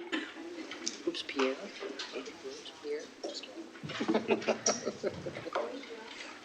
Hey, welcome. Good evening. Welcome. Thank you. And thanks for extending the time. My name's Lynn Robeson Hannon. Full disclosure, my husband is chair of the Hickory Ridge Board, but I haven't run any of this by him, and I don't represent the board. I'm here to ask that the council instruct staff to consider to extend the contract to give them more time to negotiate. I've lived in Columbia almost 40 years, and I was outside counsel to HRD in the 80s and HRD. Lynn, I'm sorry, could you stop the clock just for a minute? Can we get the folks in the back to please take it out in the lobby so we can hear? I want to make sure everybody's heard here. Can I have one more minute? Not one more minute, but we'll give you another 20 seconds for sure, okay? HRD set up Columbia Association primarily as a means of financing infrastructure. But Rouse didn't believe in centralized government because he created villages because he thought the small scale would allow better communities and avoid some of the pitfalls of larger cities. Frankly, my jaw dropped when I read the ultimatum that used funding, that weaponized funding as a means of ensuring signature. I don't see any reason why that was necessary. And I've heard comments about misinformation. Well, that's like a nuclear bomb in a negotiation. So yeah, people are going to go off the sides. As Columbia's governance documents are old and some can't be changed, but a lot of them can be changed. And there have been discussions on multiple levels, whether it's the formula, whether it's other aspects, they're all going on. And my point is, why can't we work this out as a community? Because the village covenants say we're here to assist CA in its message. If you don't want misinformation, get your message out. And we can get our message out. And I think the best thing to do is sit in a room and mediate or negotiate and come up with something. The last thing I'm going to say is, speaking of, I don't know if there's a distrust or not, but speaking of trust, we just went through a year or two of Tolmont with Lakey Boyd, and I appeared here and said, I didn't think you all, I mean, not you personally, were obeying the Homeowners Association Act, and I thought that this would be a year of repose with a new president where we could build trust again. Don't do this. I'm not taking a position on the rental, I'm not taking a position on the management, but I am taking a position saying we can do this together, and we should. And if you want buy-in and don't want to sit through long meetings like this, hold your breath. Let's get along, stop the rumors, get out there and talk. And I'm not going to repeat what I said, what everybody else has said about the value of the villages. I have cried on their shoulders, and they're there. You know, you guys will be there, but I don't know any of your people. So that's all I had to say. Thank you. Lynn, thanks for coming out. I think Eric has a question for you. Yeah, quick question. At the beginning, you recommended sort of an extension for the current I'm sorry. The current contract, is my understanding, can be extended and the funding continue. And no, I don't believe it's a Doge takeover, but I do believe that the funding that the first quarter tranche, I don't think that needs to happen while we have a good faith discussion. So the question I have is... I'm sorry. Sorry, I didn't actually get to my question. No, it's my bad. The question I have is, how long of an extension would you recommend? Well, given the feelings, 90 days would, I'll take 90 days, and I would take 90 days with a professional facilitator. Given the tempers and the misinformation, I would be happiest with 6 months. And I don't know what the rush is, because I can tell you, somebody mentioned all the covenants are different. Half of our governing documents, they are inconsistent, and they were just developed, you know, they were thrown together to get the lots sold.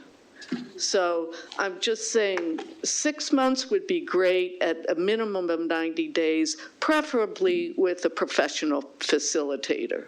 Okay. Thanks. Lynn, we have one from Sky. Sky, go ahead. You said the extension was through the end of September? I don't know the exact date. Okay, well, if that would be I 5 thought months. what sticks in my head is 90 days, and I apologize, I don't have the management agreement in front of me, but that is 90 days sticks in my head. Okay. But a minimum with a professional facilitator, lovely 6 months with a professional facilitator, because Columbia's, the governing documents are not easy. And the roles of the various things, you know, are not easy. Right. Thank you for coming out. Thanks for your message. And I do appreciate your extending the time. Okay. Ginny Thomas? My leg fell asleep. You're not alone. Okay, you have a All right. third former board member, right? Yes, welcome back to the Board of Directors, Ginny. Yeah, well, I think we have 10 more outside coming in. Okay, a couple of things. One, the comparison, with all due respect to the Parks and Recreation at the county level, I don't agree with, in that the village boards, we have to understand, do a lot more than dealing with CA. The village boards are HOA. If there is a problem in a village, we expect our village board members and the staff to be able to help us with a development issue, an environmental issue, et cetera. They serve a bigger role or an equal role than just dealing with CA issues. And I think that's being missed as to how much these guys do and how important it is. Second thing is resident speak out. I was very frustrated at a recent meeting where I wanted to sign up and speak, and I found out I couldn't. It wasn't allowed. So I didn't come to the meeting, and then I listened to it on the virtual. But then I found out I was discriminated against again, because had I come, you would have allowed me to speak because you changed the rules right away at the beginning of the meeting, or had I sent in written testimony, it would have been read, except for Bob Dover's that got lost someplace. So we can't be playing this game with our residents. There's too many times where CA has not allowed residents to speak out for different reasons. Part of it is you just don't have enough meetings. You've canceled a lot of meetings, which include resident speak out. So these people could have been speaking all along and given you these suggestions, not this crisis right now. The third thing is your favorite program, the School Point program. In my opinion, you are discriminating against children that are even in the schools that you've selected. The reason being, some of them have issues that means they cannot participate. Two, if they're not in a public school, they're in a non-public school, they're not even eligible. If they're homeschooled, they're not eligible. If they have different disabilities, et cetera, or different issues, they are not going to be able to compete. So the last thing is you, I think, maybe misappropriating funds in that you are funding families that are not, and children that are not on CA lien property. That's where you get into Parks and Recreation. That's Howard County's role. It is not our role as CA to be supporting people that are not your constituents, our residents. So I would hope that you take a good look at this program, and I mean this in a positive way. If you really want to help the children learn how to swim, then just make the pools free or do other things. But do not discriminate against the huge number of children that you are currently discriminating against, and do not fund Howard County residents. Thank you. Thank you, Ginny. Any questions? Thank you for your testimony. Lynn Locke. Good evening. My name is Lynn Locke, Executive Director and Village Manager of the Columbia Town Center Residential Community Association. Thank you, Board Chair Santos and the board for welcoming me tonight. Thank you for your service to the Columbia community and your work as volunteers. We Town Center Board support Ms. Dubois' comments from the River Hill Community Association this evening and would like to add a few comments. And I've reduced it from 5 minutes down to about 2. Based on the meeting tonight. Town Center Community Association does not support the central management or central booking system of all the Village Community Association buildings or neighborhood centers by CA, nor CA taking any percentage of any revenue for this effort as outlined in the document Management of CA's Community Buildings in your board packet that was removed tonight and tabled until May. This includes leasing, contracting for events, payments, nor revenue collection or distribution. We suggest that option 4 should be considered that's not in the packet, which is to let the villages manage their own spaces and retain 100% of all revenues as the managing agent of the building and conduct all negotiations and contracting for all events and lease agreements. We disagree that CA central management, central software system and/or marketing will result in more revenues for the villages. Village associations can do our own central event rental system if we wish, and have discussed it before, actually many times. There are many systems on the market from Salesforce, Oracle, Cvent, and many, many more. Our associations want to retain their own autonomy when it comes to events and building rentals, contracting, and execution. In March 2022, CA's own excellent Director of Marketing, Tim Pinnell, asked all villages for information to build a better village site on CA's platform that would tie into the villages, sort of what Dick Bolton mentioned tonight. What happened to that effort? Why was it stopped? Several villages actually provided content for this new CA site, but to our knowledge, nothing ever happened. This could have been the start of a centralized booking system with villages retaining 100% of the revenues and 100% of the contracting and leasing functions with a click through to the individual village sites. The strength in Columbia are its people and the residents that reside in all 10 villages, and you've seen that tonight by the people who testified. There are so many other things that you could focus on as a new board and your tenure as the new CA president. In summary, we do not support option 2, 1, 3, or any of the options in your board packet. We support option 4, which is to keep things the status quo. Leslie probably said it best, your first speaker tonight. Let the villages be on this issue of managing our own building and retaining revenues. We don't want net, we want gross revenues, and we want full support from CA for all 10 villages. Thank you very much. All right, thank you. Do we have any questions for Lynn? All right. Thanks for your testimony tonight. Oh, you're welcome, Chairman. Paul Armstrong. Good evening and welcome. Good evening. Good evening.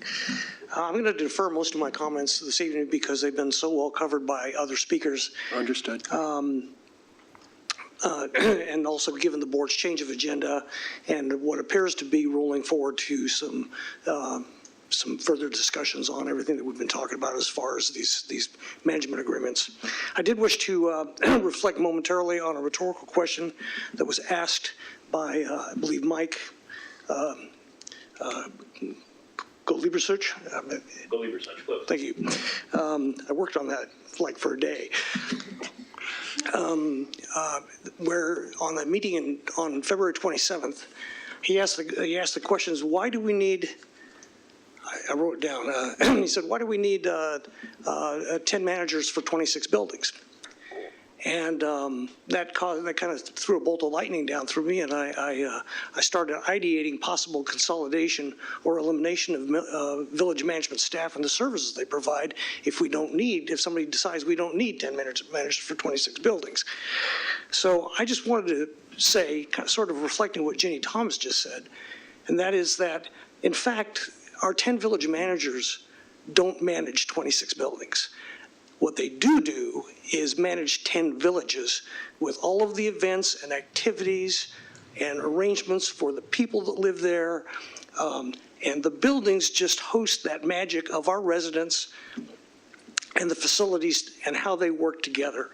They are, in my opinion, the trunk and the branches of the Columbia tree.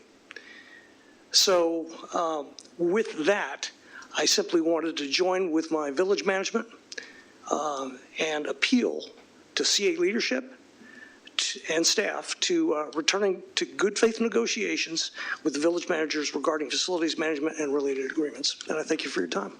All right, thanks so much. Do we have any questions? Oh, some great applause. Good, thank you, Amy.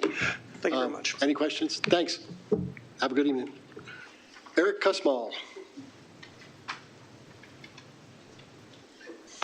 Welcome and good evening. Good evening. My name is Eric Kusmal. I am the chair of the Aquatics Advisory Committee, and I am representing them tonight. I promise I will be brief. We wanted to first of all thank the board for your service to the Columbia Association members and the Columbia community at large. And in regards to serving the community better, we have some things we'd like to share about our perspective. Our first, in response to recent member speakout sessions in the last few months and board discussions around budgeting, the Aquatics Advisory Committee urges the board to maintain the current fee structure for use of Columbia Association pools and other athletic facilities. Second, as the board considers the current and future budget years and the potential development of a new Columbia Association, I use the word master plan, I think you're using a strategic plan, either way, whichever, we encourage the board to seriously consider including the replacement of the current aquatic center as part of both The current aquatic center is 50 years old, having been built in 1967, and has required several major repairs within the last 10 years. Slides were replaced in 2016, the roof in 2017, and recently some extra projects were required due to the changes in the Maryland Department of Environmental Compliance codes. The third thing we'd like to talk about is, given the age of the facility, the recent need for these updates, and the required code upgrades, we would like the board to begin to plan to replace the aquatic center, and specifically would ask that funds be allocated in this fiscal budget, if possible, for a feasibility study to consider the best site for a new aquatic center with similar loose capabilities to the current one. I want to thank you on behalf of the Aquatics Advisory Committee for your time and consideration. All right, we got a couple, we'll go to Karen. Questions, yes. Yeah, hi, thanks for your testimony tonight. So do you want to replace, I think of it as the swim center, because Yeah, that's where I it is swam the swim center, right. right, as a little kid, that's where I swam, Fair. that's where we went to swim. Call the swim center, yeah, sure. So when you're talking about replacing the swim center, is it the entire thing, the program pool and the main pool? Is it? Yes, the whole thing. We believe it's necessary to replace the whole thing. And you don't like it where it is, you'd like to move it to a new I'd location? love to have it where it is, but I don't believe the current codes would allow us to replace a current same-size facility in that particular spot.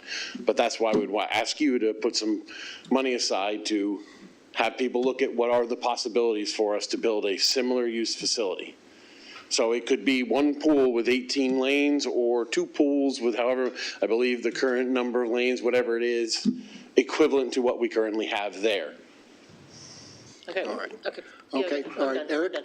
and then you answer. Yeah, Okay. how much would this replacement cost? I don't know, that's why we're asking you to donate some money to that. Rough order of magnitude. Okay, the last time we looked at this study and we had something done was 2019. I have no idea what the updated numbers would be. What were the numbers in 2019? What's that? There were three options ranging anywhere, I believe, somewhere between 12 million and 25 million for a facility to be built, brand new.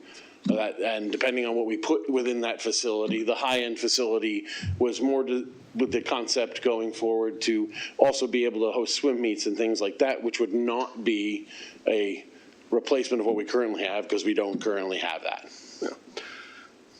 I was the chair of the Columbia Aquatics Advisory Committee in 2019, and was presented to the board. The middle option was, I believe, a capital cost of $26 million, and an operational study was done which said we would lose $1 million a year in operations on that pool if we were to construct it. Reg? No, that's my question. Okay, all right. Any other questions? Eric, your testimony I take to heart. As a former chair, I know what you're talking appreciate that, about. Bill. Thank you very much. I appreciate it. Thank you for your testimony. Thank you for your time. Yep. Brian England? Looks like he left. He was here. I think he left. Okay, all right.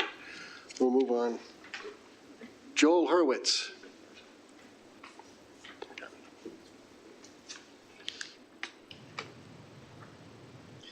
Good evening, Joel Hurwitz, record member of the Harper Choice Board, speak for myself. Generally, I support what you heard previously, particularly from the managers and from Ginny Thomas and from Renee. Apparently, when I stepped out, I didn't hear Sean's comments, but big question nobody seems to ask, why is the building issue on the agenda? You gave it to Sean as one of his goals. He met his goal. He gave you a report. Didn't mean you ever have to discuss it. So,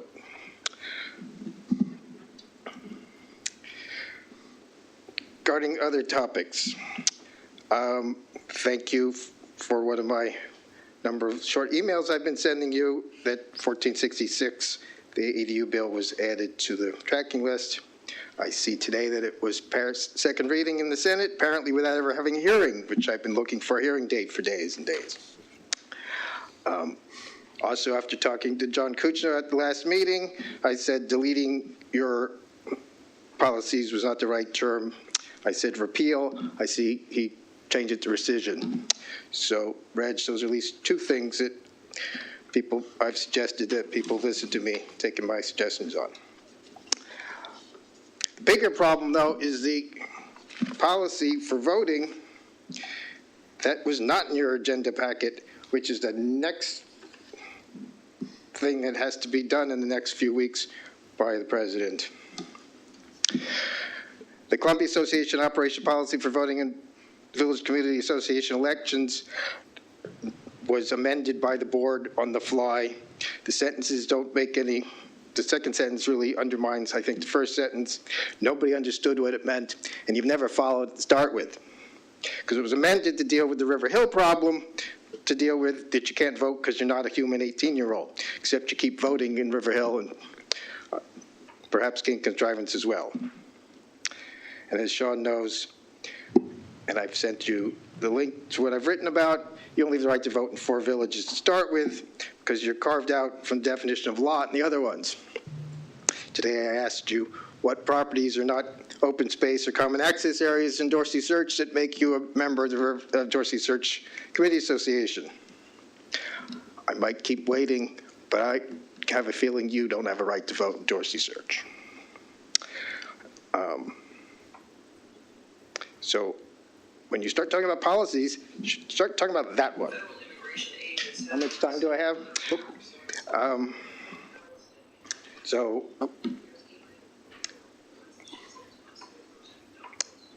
In the other villages that are carved out, it says CPR land is excluded from the definition of lot. If you're not, don't own a lot, you can't be an owner. If you're not an owner, you can't be a member. So I don't believe you should be voting in those villages that have that language in their covenants. As you heard from a prior person about how all the documents are difficult to read. Yeah, they were written differently at different classes of times from my analysis. All right. So if you have any questions. Yes. Thank you, Joel. Any questions? Karen.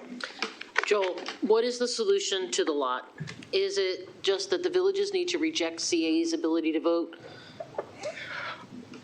I was thinking, I was going to say that when I was testifying. I'm a resident of Columbia. Do I have a right to go use the facilities without paying? No, you'd say. I know that, you know that. So if I show up after I've been told that I haven't paid and don't have a right to use the facilities, whose fault is it that I'm there? You've now been told now for over a year that apparently for a long time you weren't carefully reading the different definitions in the village covenants that are at issue and that you shouldn't be voting. One, I get told that it's a village problem, but I go, it's your policy problem. You wrote a policy that was supposed to deal with it, but you didn't understand what you wrote. So if you understood your own policy, you could solve the problem. You don't have a right to vote in those villages if you carefully read the policy. All right. Thank you, Joel. Thanks very much. Any other questions? Thanks again. Kevin Bruning.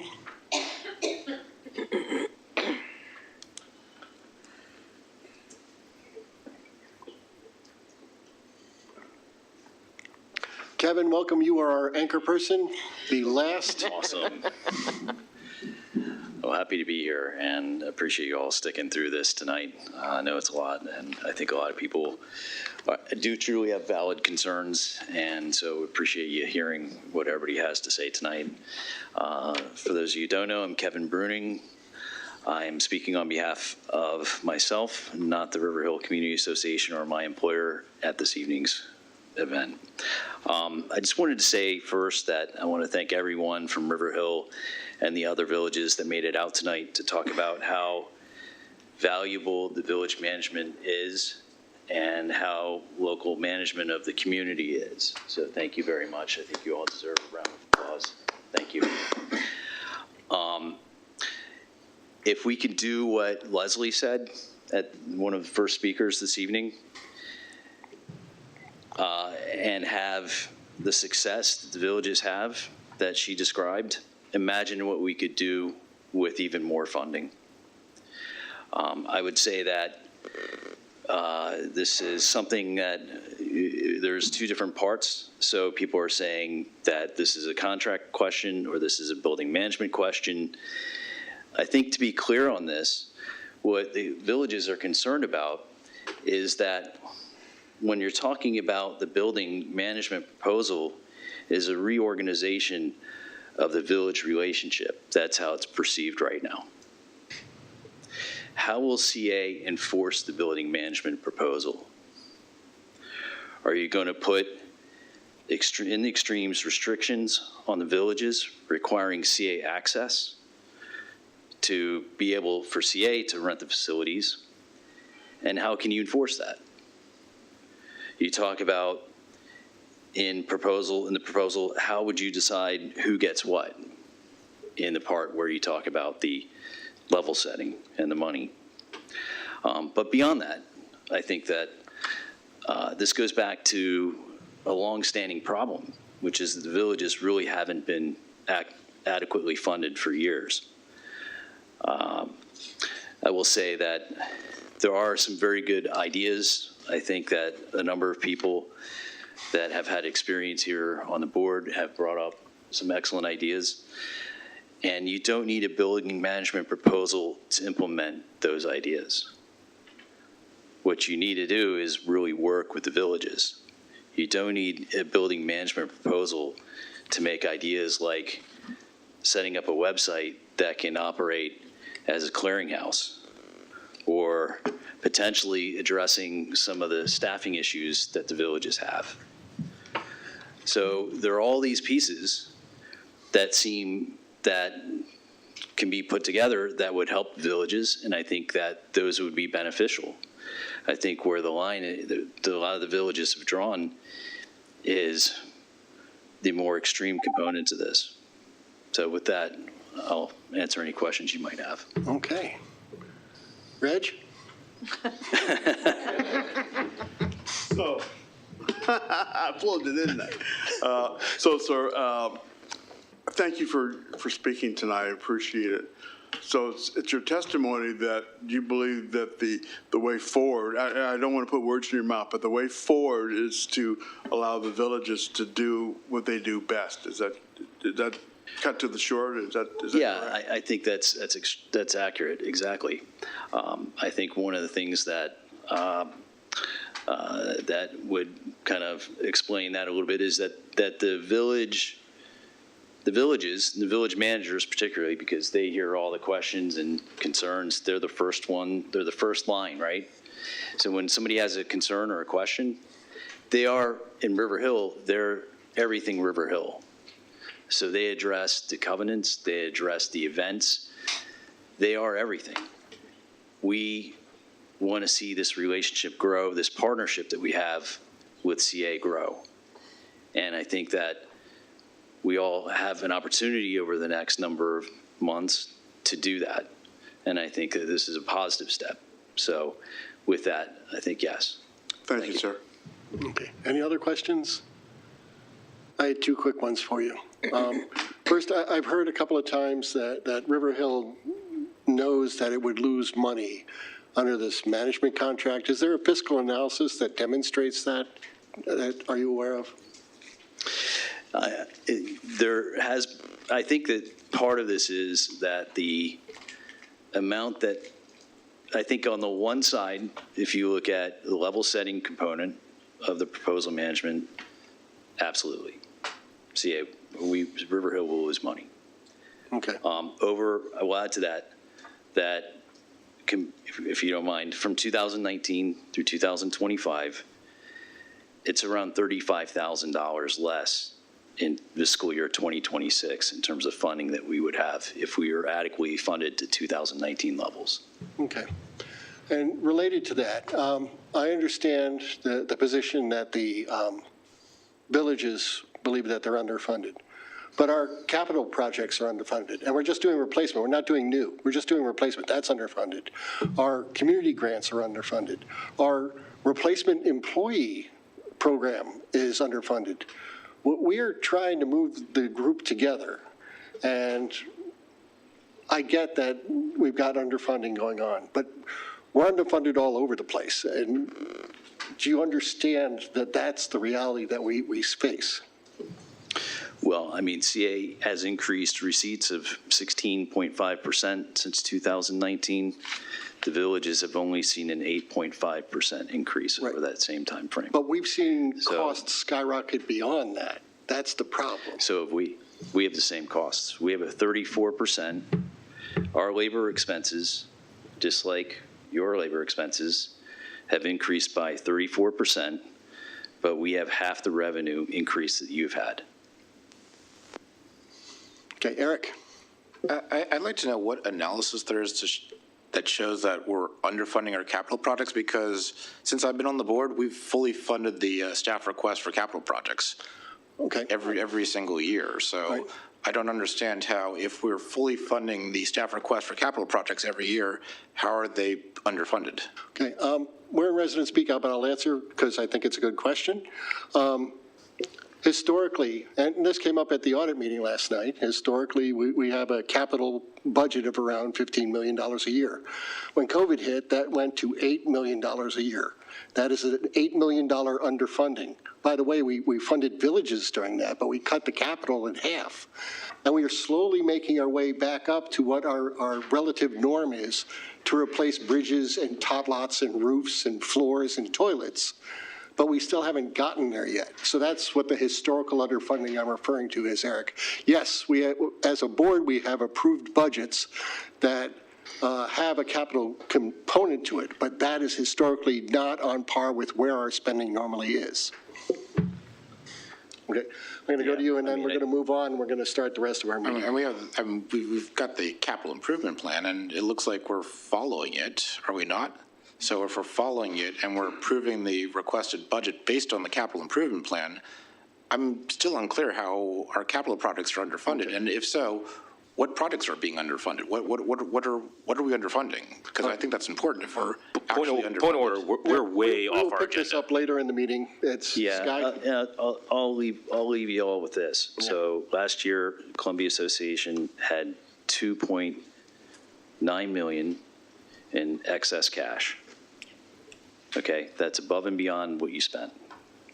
So there's money out there for the villages and capital expenditures and everything else. So we just want a little piece. Thank you for. Kevin, at the beginning, you said that the villages did not have adequate funds. 2 questions. Is that each of the 10 villages and adequate funds to do what is necessary and required, or adequate funds to do what you would like to do? Yeah, I mean, that's a tough question. I think that there is a large part of what we are doing in terms of day-to-day operations that aren't getting us to the next level in terms of what we do. And I think that that's a system-wide issue for the villages. And I think all villages would benefit from more funding. But I also think that there's some proposals, such as the ones that were mentioned earlier tonight, as well as other things that can be done that don't involve necessarily excessive amounts of money that CA could spend to make the villages more efficient. Okay. Any other questions? Kevin, thank you very much for your testimony. Thank you. Thank you, everyone. Okay, and that's going to conclude our resident speak out for this evening. Thanks for all that came and attended. Thanks for everybody who participated. We will take a 10-minute break. We'll come back at 9:20. Thank you very much.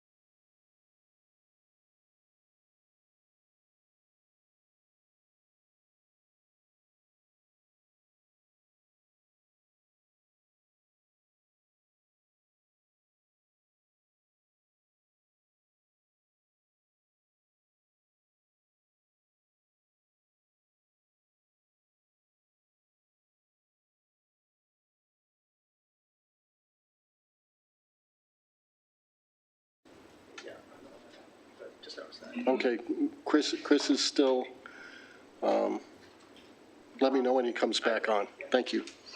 All right, we are back, 9:20. Next thing on the agenda, board goals updates, the website GIS community engagement. Bill, you didn't approve the consent agenda? Oh, I keep getting over the consent agenda. Thank you for keeping me honest. Welcome. Where are we? Consent agenda. The consent agenda is draft minutes from February 13th board meeting and February 27th. Any objection to the consent agenda? No objection. Consent agenda is approved. On to old business, board goals update, website GIS community engagement. Sean? Yes, thank you. So as the board knows, one of the goals they approved for this year was increased community engagement through improved user interfaces with website and geographic GIS systems. We have an internal team. Jeremy will introduce them, but the operations team has done a phenomenal job putting this together. They're going to go give you a great presentation on some of the interactivity I talked about that we'd like to provide to the public, to the community, and how we'll do that. So with that, I'll have Jeremy do introductions. Sure. Thanks very much. The team is very excited to present on this really important topic. It's something that we've been working on for a long time. We have Lena and Russell. They're part of our land administration group within community operations. So we're going to talk about some of the work we've been doing around building up our GIS infrastructure as an organization and some of the really great tools that we're going to be offering out to the community to help them more effectively engage in our programming and our resources that we have. So.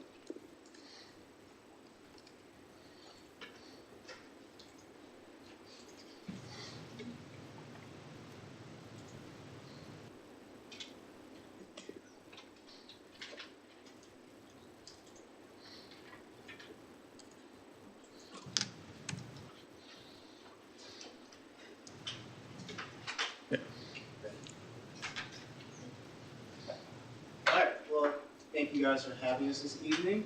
Today, I'd like to present an overview on how Columbia Association is advancing its approach to managing assets and interests throughout our community, as well as community engagement. I'm Russell Stone. I'm the GIS Program Administrator. I'm Lena Flan, GIS Analyst. And I'd like to give a special thank you to our collaborating and supporting staff that has provided support for these efforts. I'm not going to name names, but they're listed on the PowerPoint. In alignment with CA's strategic plan, we are focusing on community connection, wellness, as well as modernization and awareness of value. So that leads me to this next question. What is GIS? GIS is Geographic Information Systems, which captures, stores, analyzes, and displays data related to spatial locations. Adopting a geographic approach empowers us to make data-driven decisions, support operations, and gain a better understanding of spatial relationships and patterns associated with our many assets and features. Our efforts focus on several key areas, including the modernization of workflows to increase efficiency, the integration of location-based data across the organization to improve decision-making, and a strong emphasis on increasing community engagement and transparency. These initiatives not only improve our internal operations, but also ensure that we can serve our community more effectively while also empowering community members with the same information and tools CA uses daily to make informed decisions. As part of our ongoing efforts to strengthen collaboration across departments, we have been focused on several key initiatives that will enhance our internal workflows and community engagement. Through collaborating with the archives team, we've mapped original Columbia deeds that provide a historical and accurate foundation for asset management and decision-making. Partnering with our CIP team, we've created a comprehensive analysis of our play areas to ensure that improvements are made strategically and in line with community needs. And we've also created a resource guide that served as a central hub of information for the community to best plan their 4th of July holiday. Information on this site included and was not limited to event information, such as performing acts and food services, and other logistical information, such as walking and bike routes, parking, and road closures. These initiatives highlight how cross-department collaboration is driving our success and ensuring that our work supports both internal operations and community relations. By implementing a full digitization strategy, we're able to manage and track Columbia Association's assets and interests throughout the community that improves our efficiency and our accessibility to important data. So, what does all that look like? After collecting and verifying thousands of assets, features, and agreements, the comprehensive map... Sorry, could someone unmute the stream, please? Unmute the stream. Yeah. Okay.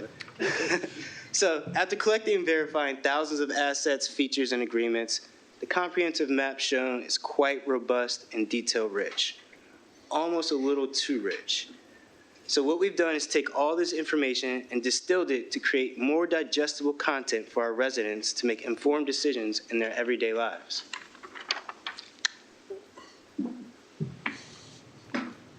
Hey, Chris, can you hear us now? Yeah, how much did we miss? I thought you guys were just testing the slides. They just got... It's only 6 slides so far.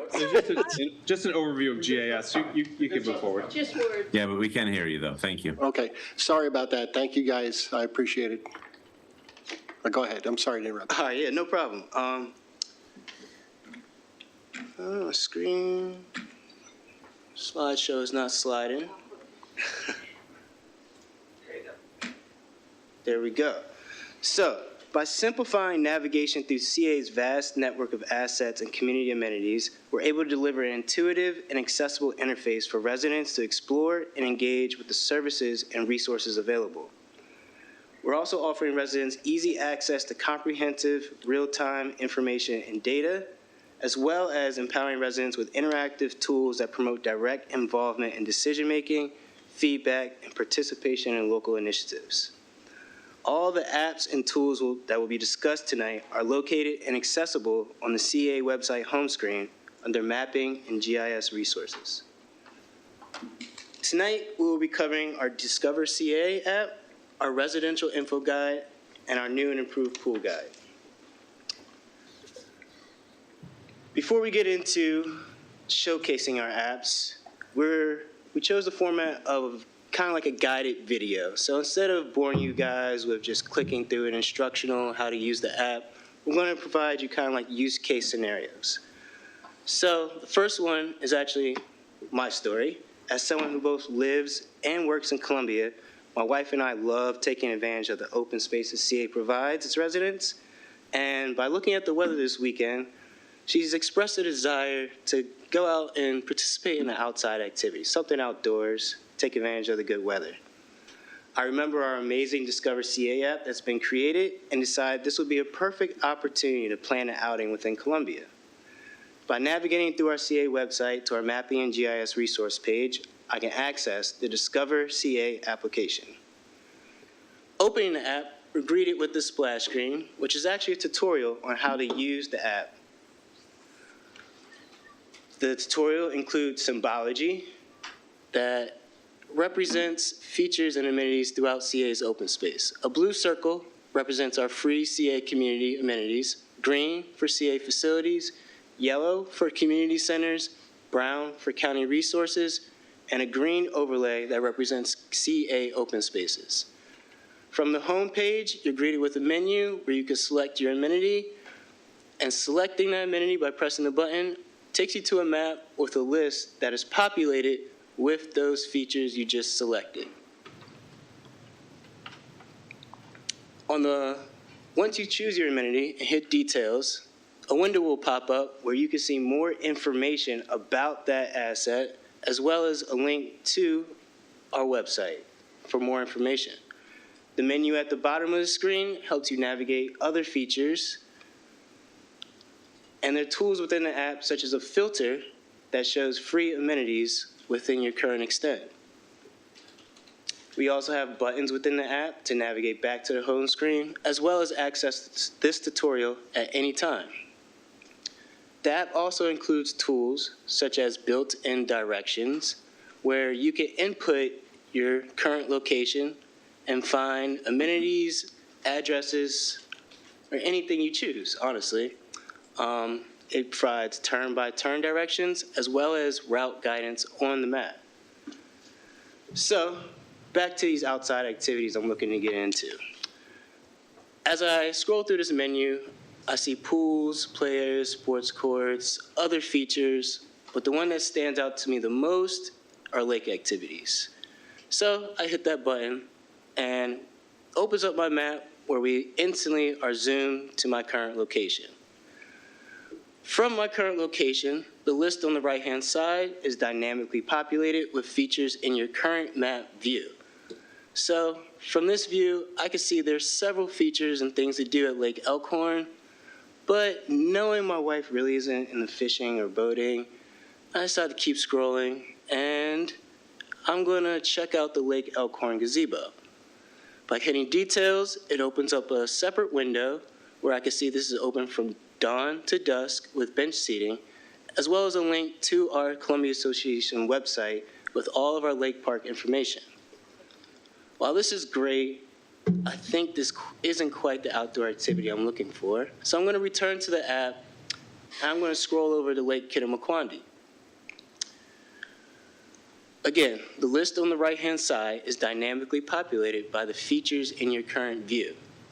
So scrolling through my lists, I see the Columbia Lakefront. Hitting details, I see that the Lakefront is home to Lakefront Live, as well as other year-round entertainment. Sounds like what I'm looking for, so I decided to click there for more instructions. This navigates me to our Lakefront Live page, where there is a schedule of events that will be hosted here. But since the season hasn't quite kicked off, I'm gonna table this thought, pocket it, maybe save it for a date night in the future, because who doesn't love music, food, and friends at the lake? Sounds like a great time. Navigating back to Discover CA, I think I'm gonna now use this search bar and search for things within my community. I put in Stevens Forest Road, hit enter, and I'm instantly zoomed to my community. The pane on the right shows there are no lake activities within my current extent, but that's all right. I'm going to use the menu at the bottom to find something else to do. When I hit facilities, first thing I see is that ice rink, and again, I remember my wife used to love ice skating as a kid, so I'm going to check out those details. I see the address is pretty close to where I live, and by linking to the facility page, I can access the calendar and schedule of events for the Columbia Ice Rink, where I now see this Friday there's a public session. So I checked that out, and I can see for Columbia Play members, there is no additional fee, and there is no special registration required. From this page, I can also add it to my calendar, save it for a later date as well. So this still doesn't answer my question. What am I going to do outside today? Back to Discover CA, I'm going to take advantage of this free amenity filter to see what I have around my community. You can see the list changes, and from here, I'm going to select what's nearby. That populates a list in my right-hand pane that shows all the features within my current extent. By hitting sports courts, I traverse to Oakland Mills Village Center courts, where I see they have 2 full tennis courts as well as 4 pickleball courts. I think this is what I'm looking for. By traveling to the Columbia Association website, I see there's an opportunity for lessons, leagues, as well as an opportunity to meet the team members and participate within indoor and outdoor clubs. So just by using Discover CA, I've planned a date night with my wife, as well as schedule an outdoor activity for after work this evening. So I spend a lot of time in front of the computer, but I think I spend even more time with my phone in my hand. So we've also prepared a mobile view of this Discover CA app. Much like the desktop view, you access it from our mapping and GIS resource page. Hit Discover CA, we are greeted with the same splash screen that welcomes you to the app, along with a tutorial on how to use the app, navigate, search, and access any of your features. It's pretty much the same, so I'm not going to go into too much detail with this one, but it is tailored for our mobile view. Again, we're greeted with a very familiar screen with a list of our assets, only this time they're accompanied by a symbol that corresponds to that feature on our map. Scrolling the list, I'm going straight to what's nearby.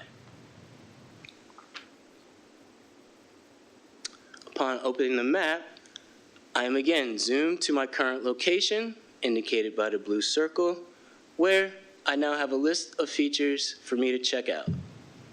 Again, the weather's been great this weekend, so I think I'm gonna go for a run. By scrolling the list, I identify some pathway loops. Opening that, and they have a Lake Kittamaqundi loop. That seems like the perfect place to go for a run. It's highlighted on my map, and I zoom to the location, and the little barbell symbol at the top, it piques my interest. I'm wondering, what is that? I'm not familiar with it. Scrolling through my lake activities list, I see that Lake Kittamaqundi has an outdoor fitness course. I'm not too familiar with it, so I decided to hit details, where I'm, again, greeted with a picture, details, as well as a link that takes us to our Columbia Association page with detailed instructions and videos from a team member on how to best use our fitness equipment. Our team member Daryl here is going to demonstrate the step-up tool. And I mean, a run is one thing, but I love to incorporate this into my workout while I'm out there. And just watching this, I mean, I'm energized. I'm ready to go. So I'm going to hop back in my Discover CA app. I'm going to toggle my directions, which uses my current location, as well as the Kittamaqundi outdoor fitness courses. It provides me now with walking directions, turn-by-turn instructions, as well as a route guidance on my map. So with that, I'm ready to go for my run, get a quick workout in, and enjoy the day. I'll now hand it off to Lena. Yeah, thank you, Russell, for showing us those apps. Quick question? Yeah, quick question on the app. So I really like the app, but the question I have is when you do turn-by-turn directions for walking, does it take into account the CA pathways and allow you to sort of follow the CA pathways so you don't get lost in the middle of a... Yep, so, and this will be available, but yeah, so the route I chose uses the CA pathway, crosses the 29 bridge, and drops me off at Lake Kittamaqundi. This is also the first version of app, so we're optimizing a lot of things right now. But yes, that is the goal, to use all of our pathways as route guidance. Cool, thanks. All right, please. All right, so the next app we're going to show you tonight is our residential info guide, and Danica slightly hinted at this when she was talking about the elections coming up. This tool is going to be really useful for people to learn more about, more information about where they live, how to get involved, and to find additional resources. So the rest of the examples in our presentation will all be shown in mobile view, as that's just the most common way that we access information nowadays. But all the apps are also available in desktop format with the same functions in case you prefer to use your laptop. So for this example, we're going to focus on a retired couple living in Wild Lake that just moved there about a year ago, and they're really wanting to get involved within their community. So they're going to use our app and find out how to do that. So you navigate to it the same way that you did for Discover CA. From the CA homepage, you go to Mapping and GIS Resources and select Residential Info Guide. The first thing that opens up is a splash screen with more information. And then as the user, the first thing that you do is type in your home address. So for example, this couple lives in Wild Lake, so they type in that address, and it automatically zooms to that location, showing a teal selected village boundary, and then the purple represents their neighborhood. And as we look at the list at the bottom of the screen, we see that they have village info listed first, showing that it's for Wild Lake. Below that is neighborhood information, Bryant Woods, and if applicable, it even shows their neighborhood center. Below that, we also have local HOA information, and this has information about contact, streets included, and can be really helpful for residents. So going back to the top of the list, up to our villages, we have a few links here. The first link, or one of the first links that they can access, is to the CA board member for their village. I did not know that was coming. That's a total surprise. We also have a link to the village website. So this couple in Wild Lake was looking to get involved within their community, so they're super excited to see that Columbia Cleans Day is coming up, and they cannot wait to get involved. So that's already been a successful mission within the app.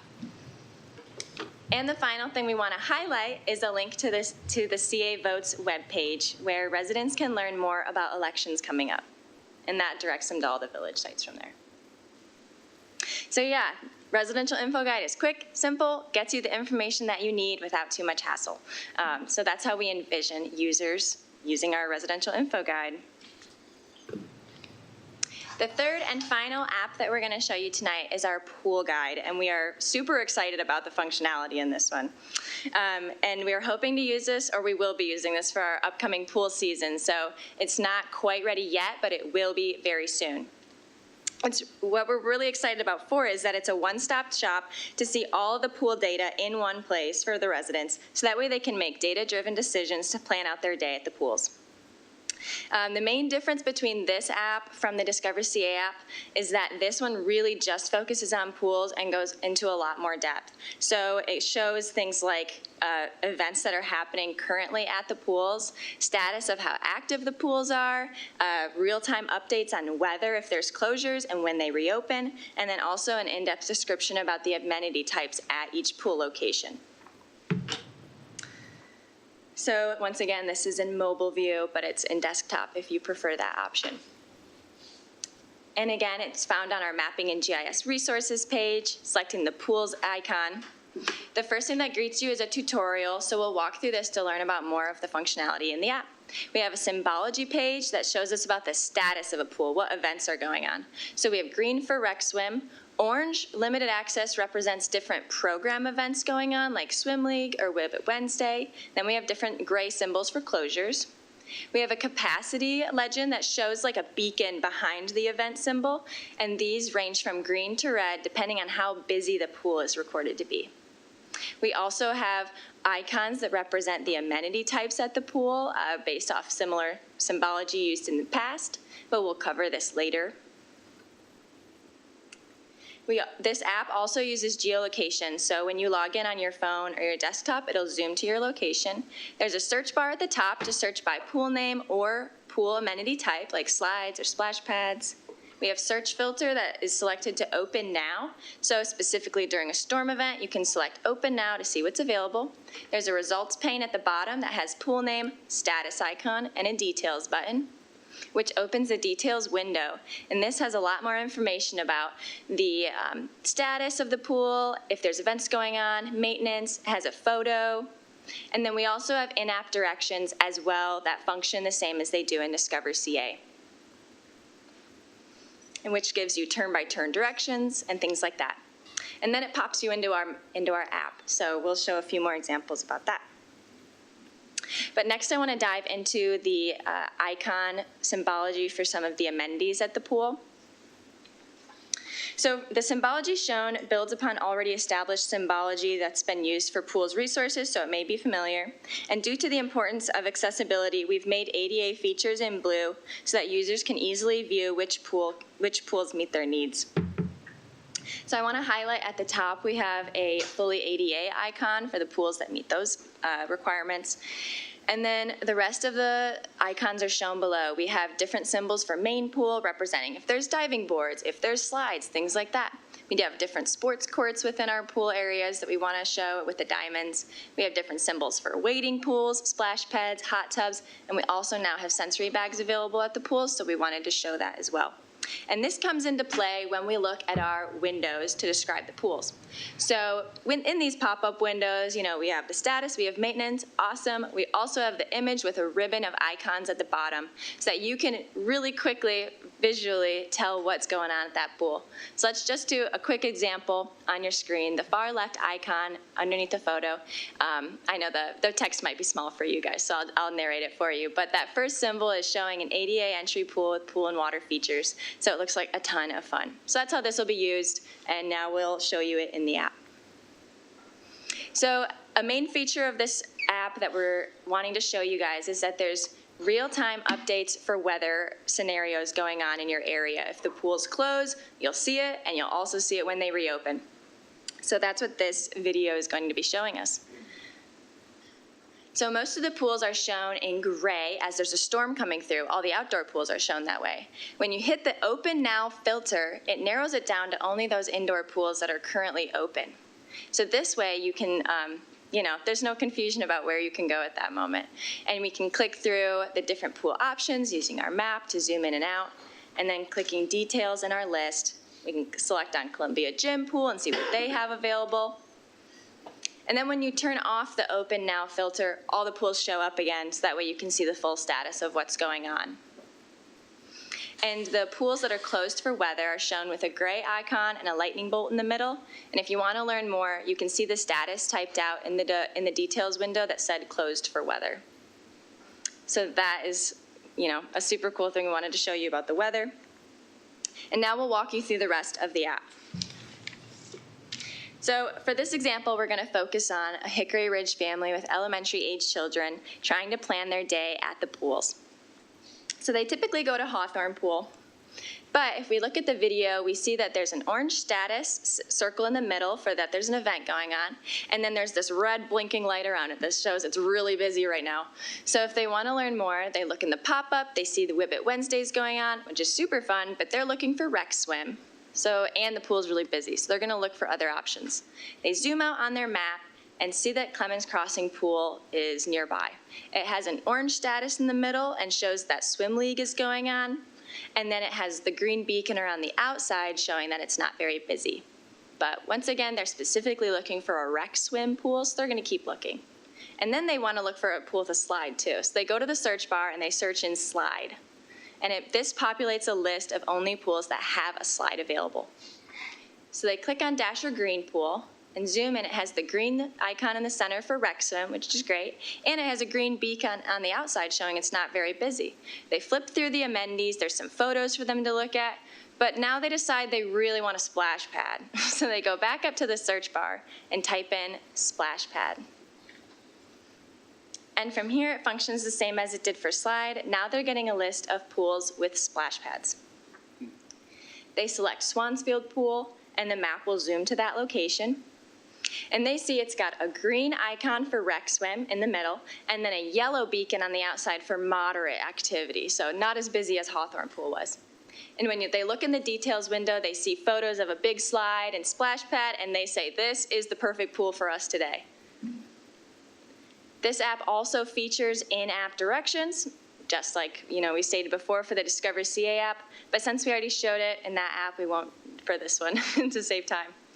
But that is how a family would use the Pools app to find the perfect spot for them to spend their day. So those were our 3 apps that we wanted to show you tonight, but we have more on our webpage to explore, and we also have static maps that you can look at and download. Exciting things that we want to make known to you guys is we would love to get events included in our Discover CA app. So if we could tie the two and show when things are going on and where, that's definitely an initiative that we're working on. We're also working on getting QR codes posted around Columbia so that when you're out and about on our open space, you can scan a QR code and pop up to our Discover CA app, and then you have the map right in front of you with everything that's nearby, and oh, there's a tot-lot or a play area over there, and there's sports courts over there. So that's a functionality, and then we also have a lot of fun initiatives coming with sustainability that you'll hear from them in just a couple weeks. So great. Yeah. All right. We're going to go around a little bit. I'm going to go Colin and Sky. Wow. That's like, wow.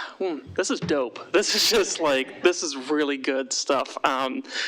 When we asked Sean for GIS stuff, I don't know what we expected, but this blew my mind. So congratulations, staff. This was very well done. I think that this is going to be a tremendous benefit for our community. So thank you, thank you, thank you. This is awesome. I do have questions though. I heard it a little bit, the ADA compliance, I just want to make sure, is that for the entire GIS or is it just certain elements within it? And can you talk a little bit more about, one of the things I'm concerned about is screen reader compliance for people with visual impairments that can't use technology, and then color blindness as well. So the apps are built within Esri's platform, and there is options for ADA compliance for alternative text, sounds, etc. We are still, like I said, we are still optimizing our app, so that is definitely an initiative we're working on. Cool. Sorry, Bill. Second question real quick is the status of the pools, and you showed the population. It's my understanding that when we had the smart sheet kind of populate on the website before, that was a manual process, that if there was a lifeguard that was just more or less hanging out and able to update that. Is that still the process, or are we using different data now? Exact same process. Okay. Thanks. All right, thanks, Guy. Is this operational now? It is available to view on our website. It comes with a disclaimer. We are still working on a few features, but it is available for you to poke around in, yes. Okay, great, thanks. Just another comment on that real quick. So by the summer, it will be functional for the outdoor pools. We're still working on the connection to the lifeguards to set up, but it'll be available very soon. So yeah, the data that's on there is like not real data right now, it's play data, but it is functional, just so you know. All right, great. Karen? Yeah, I really like this. Well done, you guys. So some of the things I've heard from some of the residents are, my pool is really, really crowded. And so I liked your search feature, but is there a way to configure the app, if you guys haven't already thought of this, is that closest pool to me? So like, I know Dorsey Search gets very crowded, but Thunderhill Pool does not necessarily get very crowded, and it's less than a mile away. Would it come up and say, you know, why don't you go over to Thunderhill Pool? You just want to sit on a lounge chair, read your book, do a few laps. Like, does the app allow for that? Yeah, so the app has geolocation built into it. So like if you're using it on your iPhone or your phone in general, it'll zoom to your location, and then in your map view, the list that's populated at the bottom shows the pools that are in your map area. So you know, if there's 3 pools within a few miles of you, those will show up as options. Okay, nice. All right, Eric? Yeah, well, just a quick question. Is there any plans to making this like a iOS or Android app in the future? It is available on any phone. Yeah. So currently it's just a web application. Yeah, I realize it's a web app, but is Android or iOS. With the current platform we built the app on, it's just a web application available to anyone on any device. Can I jump in real quick, Eric? So, for example, at UMBC, we don't have a UMBC standalone app anymore. Instead, we built a web app. And one of the things that we could consider, and what we do at UMBC, is say, you can bookmark this to your home screen on iOS now so that people can use it as an app, but it's still just directing you to this. So maybe that's something that is in the tutorial at some point at the beginning so that people have quick access to it. All right, we're going to Mike. Great idea. Mike? Just echo that this is really great. I think especially people that are new to the community, are going to find it really useful. I'll just add 2 features to your backlog. If there's a way to do geo-fenced alerting, so if like, hey, a new capital project gets added to a certain area, that you can get an email or something, that would be cool. And then if you could just differentiate between types of slides, because I think if someone was looking for a slide and showed up to Dasher Green Pool and they saw that little like 2-foot-long fish, they'd be pretty upset. So I can slightly speak to that. So I know it was tiny print on here, but that like table of icons that we had, so it breaks up those amenities by body of water. So like if there's only a slide at the wading pool, only the wading pool will have the fancy symbol. And then same thing, if there's only a slide at the main pool, then the main pool will have the really detailed symbol. So that's like one way visually we can look at that, if that's helpful. Right. And I was going to say, I have a comment about the projects you were speaking about, geofencing. So we do have a CA projects dashboard. Yeah, I was poking around and saw it. Yeah. So we are working on added capabilities such as that. Great. It's definitely a thought. All right. Sean had a comment? Yes, well, I just, kudos to Russell and Lena and the rest of the team for putting this together. As the board knows, this goal was set in September. And, we had a GIS system in place to use for, assets around open space. But they really, when we talked about doing this, they buckled down and they were able to produce this. And this is an exceptional application in use of GIS, and Colin, you spoke to it. But one of the things to note, I think, in light of sometimes residents speak out, there's a lot of support here for the villages within this in the resident resource guide, and it shows information and how it's linked to the villages. Now, when we presented this goal also, I talked about GIS interactivity, and I think the board was just like, oh, GIS, I know what that is. And there's not a lot of conceptualization around that. I don't think you envision this. This is lights out. Now, just to kind of cover a point, this facilities analysis, when we talked about a centralized management system, a lot of that is conceptualizing. You see what CA does. This is high-tech, high-level, all-encompassing. This is what we would do. So for people to say, well, centralized management, they get a view in their head.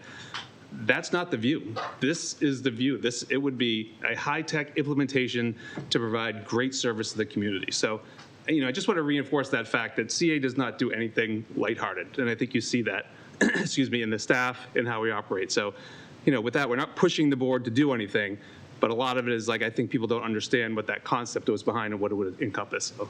Okay.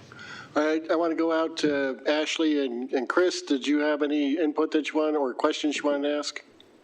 Yeah, this looks fantastic. I'm super excited to start sharing this with all of my friends. I did have a question. When you go to the loops for walking, when is the first step that you can see how long the loops are? Because I feel like that's one of the deciding factors for how folks choose, and they don't click a whole lot. So I did go through the loops kind of quickly, but when you click on details, the details window, when you pop up, there is additional information with length and distance for each loop. Okay. So you had to click on the individual one? Is that what you're saying? Yes. Currently, we can include that. Okay, yeah. Ideas. If there was a way to have that as the top information when you're looking through the loops, I think a lot of people would appreciate. That's frequently how they decide what they're going to walk, is the distance. But Chris? yeah, this is amazing. Chris? Yeah, just a question. It looks amazing, fantastic. I'll just echo what everybody else said. How did you come up with the user stories and use cases for this, and how can the community add their suggestions and requests? Well, my use case was my life, so that was pretty easy. But again, I'm a resident of CA. I have family in Columbia, and these are just questions that have come up in my everyday life. So. Yeah, I have 2 comments for the other ones that I'll say really quick. Pools, as we worked really closely with aquatics on that app, so that's just things we heard them say over and over, so we crafted a story about it. And then for the residential info, I actually had one of my close friends ask me how they could find out information about their village just last night. So I was like, let me show you this app. Oh. All right, I'm just going to close with I'm sorry, Chris, the last piece of that was, this is going to go out to the community. How do they provide feedback? So we are working on opportunities to get feedback and engagement from the community, whether that's in the form of a survey or form. We are still working on ideas for that, but it's definitely on our list. Okay. Couple quick things for me. I was thinking maybe you might want to look for crowdsource elements like great scenes to take pictures of, or great places to take selfies, and kind of integrate all. I'm getting nodding heads, so I won't say any more. I won't waste any time. I love all the public-facing kind of usability of this, and you guys have really knocked it out of the ballpark on that. I was also wondering about the backside of this, if you're doing like spatial analytics or overlaying demographics on shape files and things like that, and things that could be used to improve efficiencies and better describe how we work through our memberships, through our participation, through all the different things that we do. Is that part of what you're looking to do? 100%. This is just one aspect of what we use GIS for. Again, Sean mentioned it, we use it as an asset management tool. We've used it in our play area analysis study, where we've created isochrones, overlaid population statistics, to find out our areas of interest and really where we should be spending our time and efforts. Yeah. So, 100%, yeah. Great. Thank you, guys. This was really nice. Thank you. Thank you. Thank you. All right. We'll conclude this topic, and there you go, yes.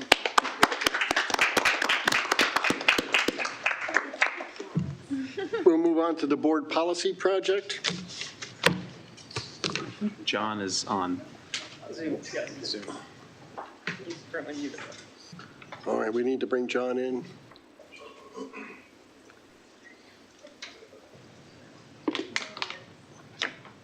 Okay. Can you hear me? Yes. Yep. Okay. This is briefly what was requested as a result of the meeting on March 13th. The chair asked to pick 5 obsolete policies and something that hopefully is not controversial, and we endeavored to do that here. Listed 1 through 5 in the resolution. 2 of them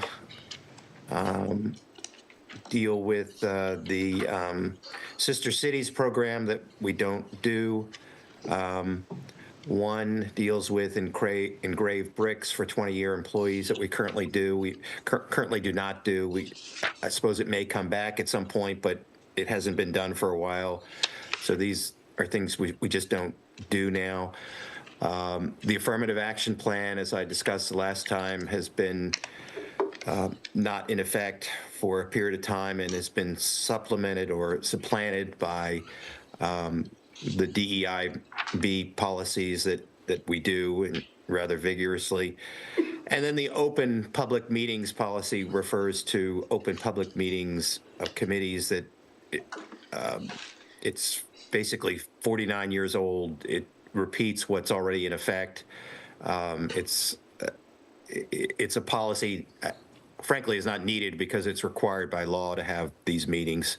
So hopefully we can get a start here and declare these as obsolete, and then we can move on to furthering, going into more things that we can bring up periodically or as the board directs. So that was the goal with these 5 policies, and if you agree, we can move this on and put those in the old pile and move on to other things. I move to make these 5 policies obsolete. Well, we're still in new business. We're not going to have any motions here, but we should just probably. Discussing it. Oh, I'm sorry. We are in old business. My apologies. All right. Second. So it's getting late. I get it. So. When we make the motion, does it have to be the language that's in John's, he said rescission. I'm sorry, Sky, but he said rescission, not make obsolete. Yeah, I mean, you can. Does it matter, John? No, I mean, if you want to say, make a motion to amend the motion to approve the resolution that was in the packet, that's probably would cover it. The reason I changed the rescission, I think last time we had deletion and we had some discussion about whether that was the correct word. I think a couple people didn't like the deletion, so I didn't put delete, I put rescind, rescission. So if you got another word, that's fine. But if you want to amend to say approve the resolution as written, that would probably cover things. I move to approve the resolution as written. Friendly amendment, hopefully, Sky. I second it. Okay. All right, any discussion? Karen? Yeah, I would like to make a motion to amend Sky's motion that we take the affirmative action policy out. And the reason being is I think that we actually should show what the DEI policies are that the board has passed that supplant this policy. Okay, an amendment to take the affirmative action plan off the rescission policy list. Is that correct, Karen? Yes. All right, Karen has made that motion. Is there a second? I'll second it for Grins. All right, thank you, Reg. Discussion of the amendment. I'm going to go Sky, then Reg. Okay. Wouldn't that be mentioned in the DEI policy? What DEI policy? I think the DEI is written into the strategic plan extensively. We also have a DEIB committee that's very active and related, equal opportunity employment practices, But, you know, whatever your preference is, if you want to take it out, I would say that I'm a little leery about the term affirmative action. No, It's, yeah. I mean, I understand why you put it in there, John. I'm not saying it doesn't make sense. I understand why you put it in, but I've gotten a lot of questions this week as to what are the specific policies that supplant this? And putting the strategic plan, yes, I'm glad about that. We are an equal opportunity employer. But is there a board policy that I can point to? That's what I'm looking for. There's the guiding principles on the website that the board of directors approved in April of 2015, and diversity inclusion is literally the first set of it. A guiding principle is not a policy. There's the MBSE policy, which might overlap with this. I'm not sure if there's any conflicts between the MBSE policy and this or not, but I know we approved that a couple of years ago. In fact, I think Ashley worked on that. All right, Mike? I mean, I get where you're going for, Karen, that we want to make sure we're communicating that this is important to the organization, but I don't think it's the right way to do that is just to keep a obsolete policy on the books, just to something that we're not really using anymore, just to communicate that, right? We can have a separate discussion of, are we communicating that well enough? Do we need a separate policy on the books? But that shouldn't preclude us from making a policy that we no longer use and taking that off the books. Karen? Yeah, I'm sorry to be a pain about this, you guys, but I would like to actually see the physical policies. I'm not in favor of keeping obsolete policies around, Michael. That is not my intention. But I think that we need to do our due diligence, and I think we need to make sure that the residents can see that we actually have a policy or policies that supplant this. And I'm not saying we don't do a good job with DEI. I'm not saying we don't make efforts on it. But what is the policy that supplants this, or policies? Okay. Mike, and then Eric. Just a question for Sean or John. Would rescinding these 5 policies change anything about the way CA currently operates? No. We have a policy, a team member handbook, and inside of that we have policies. One's equal employment opportunity and a harassment policy. So that would be covered under affirmative action, but we can certainly provide that at a future meeting. Eric? Yeah, I think they're in the manual, as Sean mentioned. You know, there are a lot of staff policies. You know, it's clear it's in, you know, I think someone said our DNA. I mean, it's in the strategic plan. My concern is that we don't follow the affirmative action plan as it exists. And I'm not aware of how many years it's been since we followed all the procedures in it. You know, I'm concerned with having a plan on the books that's not being used, and there might be a challenge to why aren't we doing this? It's like we haven't done it. We do have other policies in place that, you know, discuss equal opportunity, and, you know, we've got ethics panels and we've got non-discrimination policies. So, I mean, I understand Karen's concern, but I really have a problem with keeping plan in place that we don't use anymore. And I think we do address in a variety of ways, you know, equal opportunity, non-discrimination, diversity, equity, inclusion, and belonging. So that's my concern, but whatever you all, your preference, you know, we'll do. All right, Eric, then Reg, then Colin. So I believe Karen's concern is that if we're going to remove this policy, the key concern is what's basically taking its place, or what has already taken its place that's superseded this policy. So I know we've got an MBSE policy that we set a few years ago. That would probably cover part of this. It's been mentioned that we have EEO policies that would probably cover part of this. So I guess the question is, can we have a list of those policies that basically cover this that we're currently following? Okay. I think that's where you're going. All right, Reg? Okay, I'm actually struggling here with this one. I support what Karen's saying. I understand what Karen is saying, and I understand what everyone else is saying too. But when I read through this a little bit, I get the idea that the staff had gone through and said, okay, what is going to what's going to back this one up? If we take it out, is there something to continue this policy, the spirit of this policy? And I'm pretty sure that's what they did, is they went through and said, yeah, we've got all this here, DEI or the open public meetings or whatever, and it's already covered by other policies. We don't need this one anymore, particularly since it's from 1978. So again, I'm struggling here on whether to say, hey, it needs to go because we've got other supporting points or whatever. But I'm struggling with this one. Okay. Colin? I'd like to call the question on the amendment. I got one thing I wanted to say first. Then can we call the question? Is that Sure. okay? I've had my hand up too. All right, Sky, and then you, then me, and then we're calling the question. Go ahead, Sky.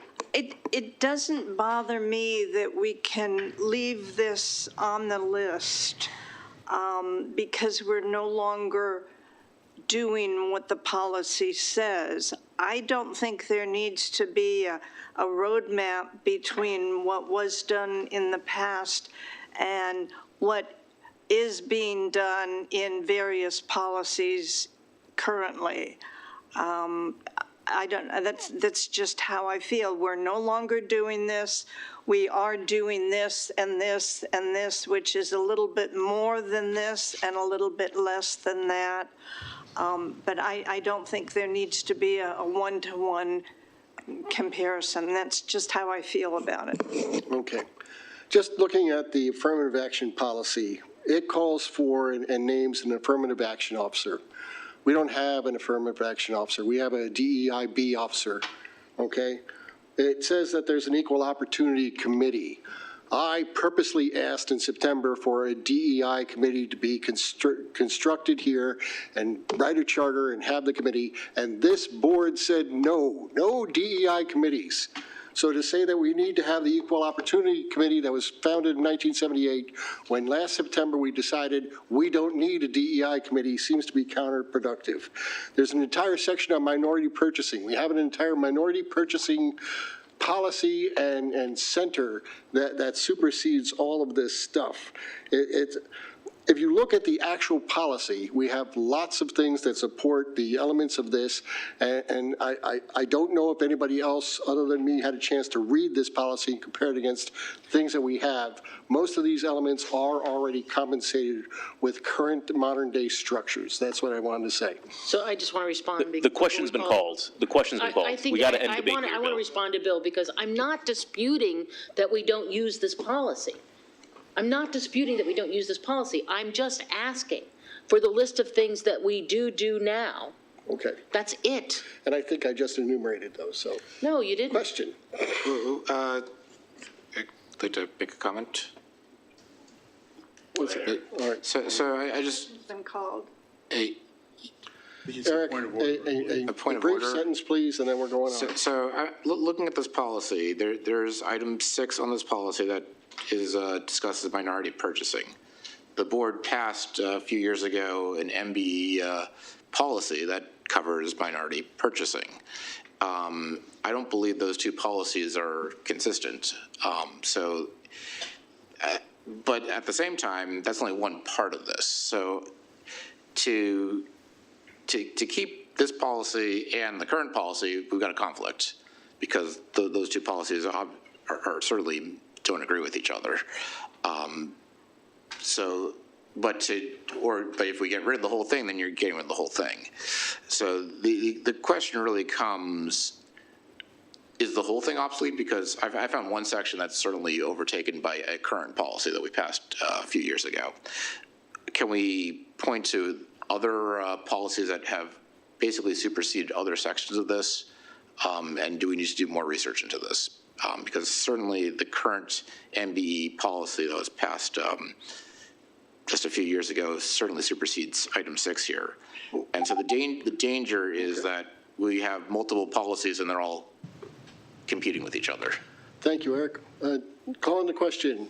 The question is to remove the affirmative action policy from the rescission, what do we want to say? Rescission of absolute policies resolution. Mike, how do you vote? No. Okay, Eric? Pass. Colin? No. Chris? No. Ashley? No. Sky? No. Paul? No. Reg? No. Karen? Yes. Eric? Abstain. Abstain. And I will vote no. So that is 1, 8, 1. Point of order, we are over time for this agenda item. Thank Sorry. you. So that, just to record the vote, that is 1 vote in favor of the amendment, 8 against the amendment, and 1 abstention. Okay. We are out of time on this. Do we want to vote to extend time on the policies? Can we just call the question? On I'd the like to make resolution? another amendment. I'd like to call the question. I'd like to make another amendment. Okay. Question has been called first. Question has been called, and what are we calling? Is this for the motion to approve the rescission of obsolete resolution? Correct. Point of order, the motion to end debate requires a two-thirds of the board. All right, well, then we shall do that. Vote to end debate.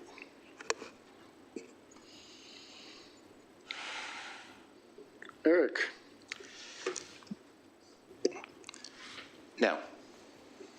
Colin? Yes. Chris? Yes. Ashley? Yes. Sky? Yes. Paul? Yes. Reg? No. Karen? No. Mike? Yes. And I will vote yes. So that is 7-3-0, 7 in favor, 3 opposed, 0 abstentions. So the motion carries to end debate. To the main motion. Motion to approve the rescission of obsolete procedures.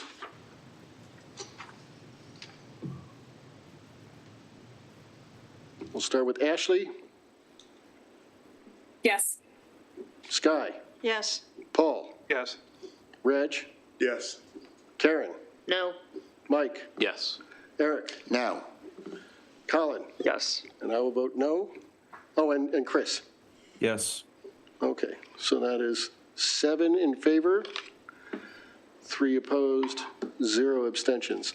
The motion to approve the rescission of obsolete procedures passes.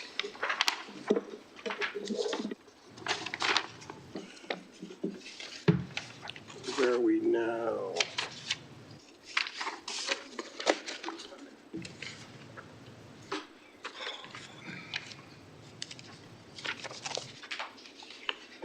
I am, here's, We are on 8A, proposed funding emergency cash reserves. well, that was just one procedure. Did we have any others? I forgot. Let me see, board policy. That was it, right? That's it. Yes. Yep, just making sure. I missed the consent agenda, I just wanted to make sure. So, all right, so we're on to new business, right? New business, discussion of the management contract for 15 minutes.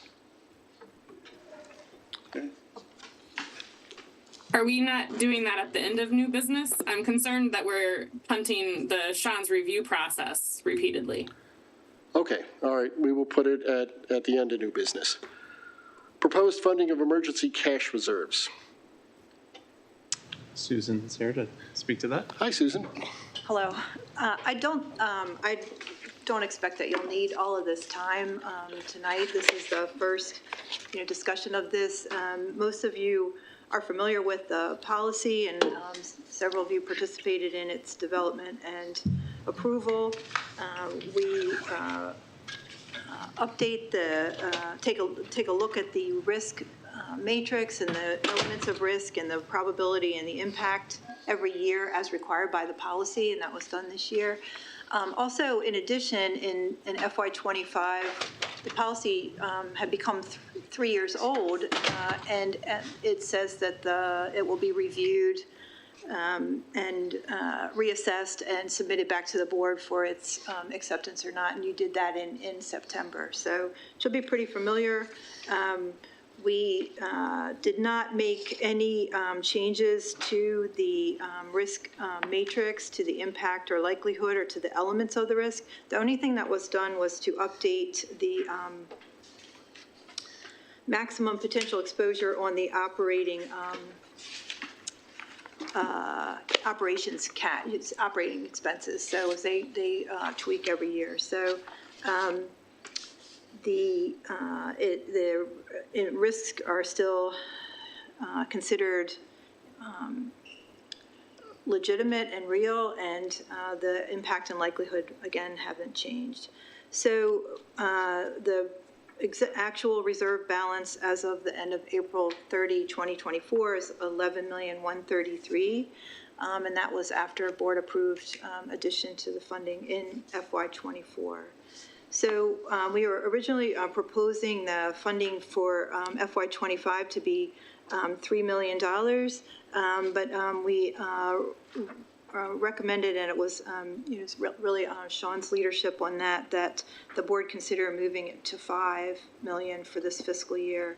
That would relieve some pressure from next year. There's no, and keep the plan on tack for funding in April of 2028. And that was we extended that time from when the policy was initially implemented in 2021, spread it out to make it attainable for the organization over this period of time. I did take a look today that even at if the board approves that additional funding of $5 million, that $16,133,000 is only 3 months of operating expenses. So it's still not a lot of it looks like a lot of money, but it's not a lot relative to CA's exposure, and that's cash expenses, so expenses less depreciation. So that's just a brief overview. Any questions or any other? Okay, we will start with Eric. Requests? So I got a few comments on this. So as Susan alluded to, this is 90 days of cash on hand. That's about 25% of the year. We allow our villages to hold 20% of expenses on hand. After you get above 20%, they've got to start giving money back to CA. So I've got a concern that we've got a policy for us where we're building 90 days and going beyond, and yet the villages are only allowed to hold 73 days. So I'm concerned there. The second thing I'm concerned is we budgeted last year $3 million, and now we're being asked to put $5 million. Yet when we made motions to reduce the annual charge by 3 cents, which would be about $2 million, or even just freeze the cost to use the pools and the gyms for residents, which would be less than $1 million, the response is we can't do that. We can't afford that. And yet all of a sudden now we've got the money to go from $3 million to $5 million into a reserve account. So I am really concerned that we're putting too much money into a reserve account when we should be using this money to actively benefit the residents that are paying the annual charge. Okay, I think Susan has a response. Yeah, just one correction, that the excess cash is not 20%, it's 20% after multiple reductions and exclusions from that. So I know you bring that up each time, but each time it's inaccurate, so I just wanted to clarify that. And then secondly, this does, I think as residents, the community experienced in COVID when CA did not have any cash and in fact was extensively, borrowing on its line of credit, the whole community was impacted by that. So there is community benefit to reserves at the Columbia Association level. And Sean, you probably have comments as well. Yeah, I can speak to some of that. So, if we've learned anything from COVID, is that to be prepared. I think what we're seeing now is we're going into a year of severe economic uncertainty. It's prudent to build up cash reserves because we don't know what's going to happen. And also to take a look later on in the fiscal year to see, there's a membership study being done. Is there something that can be implemented sooner rather than later if the economy is holding up? Or, if we've underestimated the impact.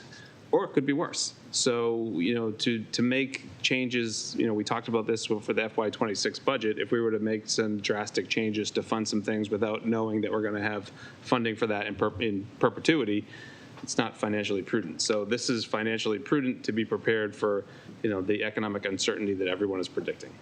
All right, Mike? Eric, I'm going to let some other people join in, and I'll come back to you. I was just going to say that I think this makes a lot of sense for all the reasons Sean just said. And the sooner we fill up our cash reserve, the more we can then redirect funds in future budgets to all the things that we'd rather be funding. So this makes perfect sense to me. Okay. Anyone else? All right, Eric? So I'm looking at our annual report. I mean, this isn't the only source of cash we have on hand. So we've got currently $11 million in cash reserves. We also have currently, and this is the third quarter, $38 million in cash. So that's almost $50 million. And I realize we're going to draw some of it down over the fourth quarter, but not $38 million worth. So we've got quite a bit of cash right now. And we should be, I think we've hit the point where we've built up a cash reserve. Yes, we started off small and we built it up. But at some point, we've got to say we've got a sufficient cash reserve. And I think we've hit that, especially considering that if we were a village, we'd have to be giving a lot of this money back to CA if we were a village with this balance sheet. So, and by the same principle, I think we should be giving this money back to the residents. And I've tried proposing to reduce the annual charge. I've tried proposing reducing the resident cost to use our pools. And I'm really concerned that we're basically collecting all this money from the residents, and yet we've got enough financial resources to start reducing our resident costs. And I think we need to start doing that. Eric, I think you're overstating. I believe there's a big chunk of that that's spoken for because of the loan we took out. We have to keep an amount of cash reserves as a guarantee towards that loan. It's not all just free spending cash there. Yes, we have to have, what, 2 million, 3 million to as a guarantee for the loan. But right now, we've got almost 50 million. I mean, looking at the third quarter financials, granted, that'll go down as we spend some of it down for quarter four. But we're not going to spend 50 million down over quarter four. I'm sorry, Reg? So I am a little confused here because I thought we were a nonprofit, and I thought that, if we've got close to $50 million in surplus waiting around, what are our plans for that money? I understand that we've got to pay off some of the loans. So you said, $2 million? The term loans under liability is 18 million, and that's paid over the next 5-6 years, I think. 6 years, okay. 5 years. We did. So I'm just, It goes to I'm not sure why we need to keep building and building a surplus like that. Sean? CA is a 55-year-old organization. A lot of the facilities are 55 years old. In the course of this next year, we're going to be working internally on a long-term capital plan. Not routine capital, but long-term capital to CA new facilities. What are those facilities and what do we need? So we certainly know that we will need some new facilities in the future. Now, how do we pay for those facilities? You keep money aside, whether to do design or to help fund financing. So these are things that don't come up when you think like, oh, we have this available cash on hand, and it's not, like I said earlier, it's not prudent to disperse those funds without a plan for the future. So I don't think, and Susan can speak to this, we don't have as much cash on hand as you would think. So let's earmark it. Let's earmark it for those projects. So this is why we go through the process of doing the economic study and to see what the future is going to be like. Then we're doing the membership rate study to see what can we use funding for. And then the board gets to make the decision, well, do we want to adjust membership rates or do we want to think long-term and talk about a new facility somewhere in the community to replace something. So these are decisions the board needs to make, but you can't make them without doing an analysis and having a plan and going through a process, but also, being prudent enough to put money aside to either fund these things or to help offset costs of things or to help adjust the membership rate. And I understand, I really understand having a project management plan and going through a process of saying, hey, this is what we're reserving this for, and setting these things aside. But that's what I think we should be doing. We need to start saying, this is what we're going to use that money for. Otherwise, it looks like we've got a pool of money that's sitting out there. And if people don't know, they don't understand, they assume, well, that money's available for my pet project over here. And that's from what you're saying, that's not what we want to communicate. All right. We're getting a little far afield from the actual emergency fund discussion here, everybody. Just keep in mind, Reg, that as Susan said, our expenses are running greater than $5 million a month. And our income is not $5 million a month. If we didn't have the annual charge coming in a couple of months from now, we run a deficit every other month during the year. So but it's not like we've got plenty of money running around here. So, Eric, your final question, and then Susan. One clarification. This is not a capital reserve fund. It's an emergency cash reserve fund. Those are two different things. Mm-hmm. If we want to set up a capital reserve fund, that would be something different, and this is something that I think would be a good idea to look into. That would require doing a capital reserve study and to actually look at it, bring in almost an engineering team, look at all our facilities, figure out how much money we would need to allocate in a fund to pay for the upkeep of all these facilities over the next 10 years. That would be something that I think the board should look into as far as a capital reserve study, but these aren't capital funds. No, but I agree with you completely, and this is why when we have the opportunity to enhance the cash reserves next year, next fiscal year, we could be looking at, we need to create this capital reserve fund. Right. So fortunately, last year when we had the funding, we beefed up the cash reserve policy, the cash reserves, and now this year we can invest in that in our capital planning fund. Which speaks to, once again, to my comment that we are well beyond the barriers of the capital reserve discussion. So Susan, final comment, and then we'll get out. I'm sorry. So,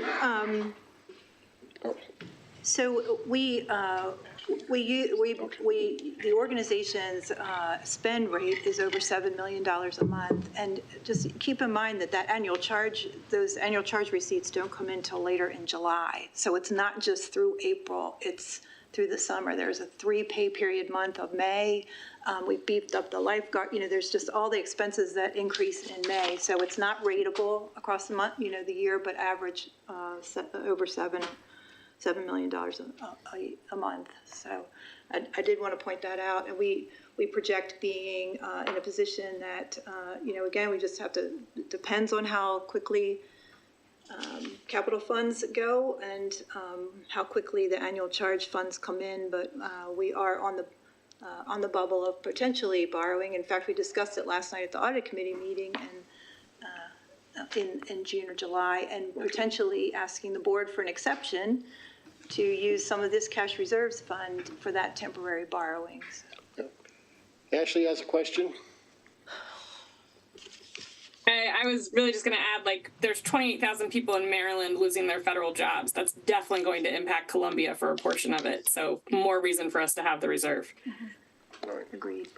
Eric, the final comment, and then we're moving on. Yeah, the question I have, what would we be borrowing for? And I see $50 million on the balance sheet. Why would we need to borrow? You see $50 million, including the emergency cash reserves. If we didn't use those, which the policy prohibits them being used for, and the board's a board-approved policy, it's not like we made this up. The board can approve use an of exception. funds. That's right. Yes. That's what we were discussing last night at the audit committee meeting. But the question I have is, how are we spending $38 million over the next 3 months, or until we get the till July? Till July. And we still get income in from all the play memberships and the gym memberships. The net burn is $7 million. Yeah, that's not even close to meeting what the expenses are, Eric. So how are we $6 million above budget if we're? Because it's not all cash, right? I'm thoroughly confused. Yes. Yeah, you are. Because I see this number go up. It's gone up every year. And the amount of cash we are holding goes up every year. So I'm just confused. Yep, okay. We're on to the financial reports.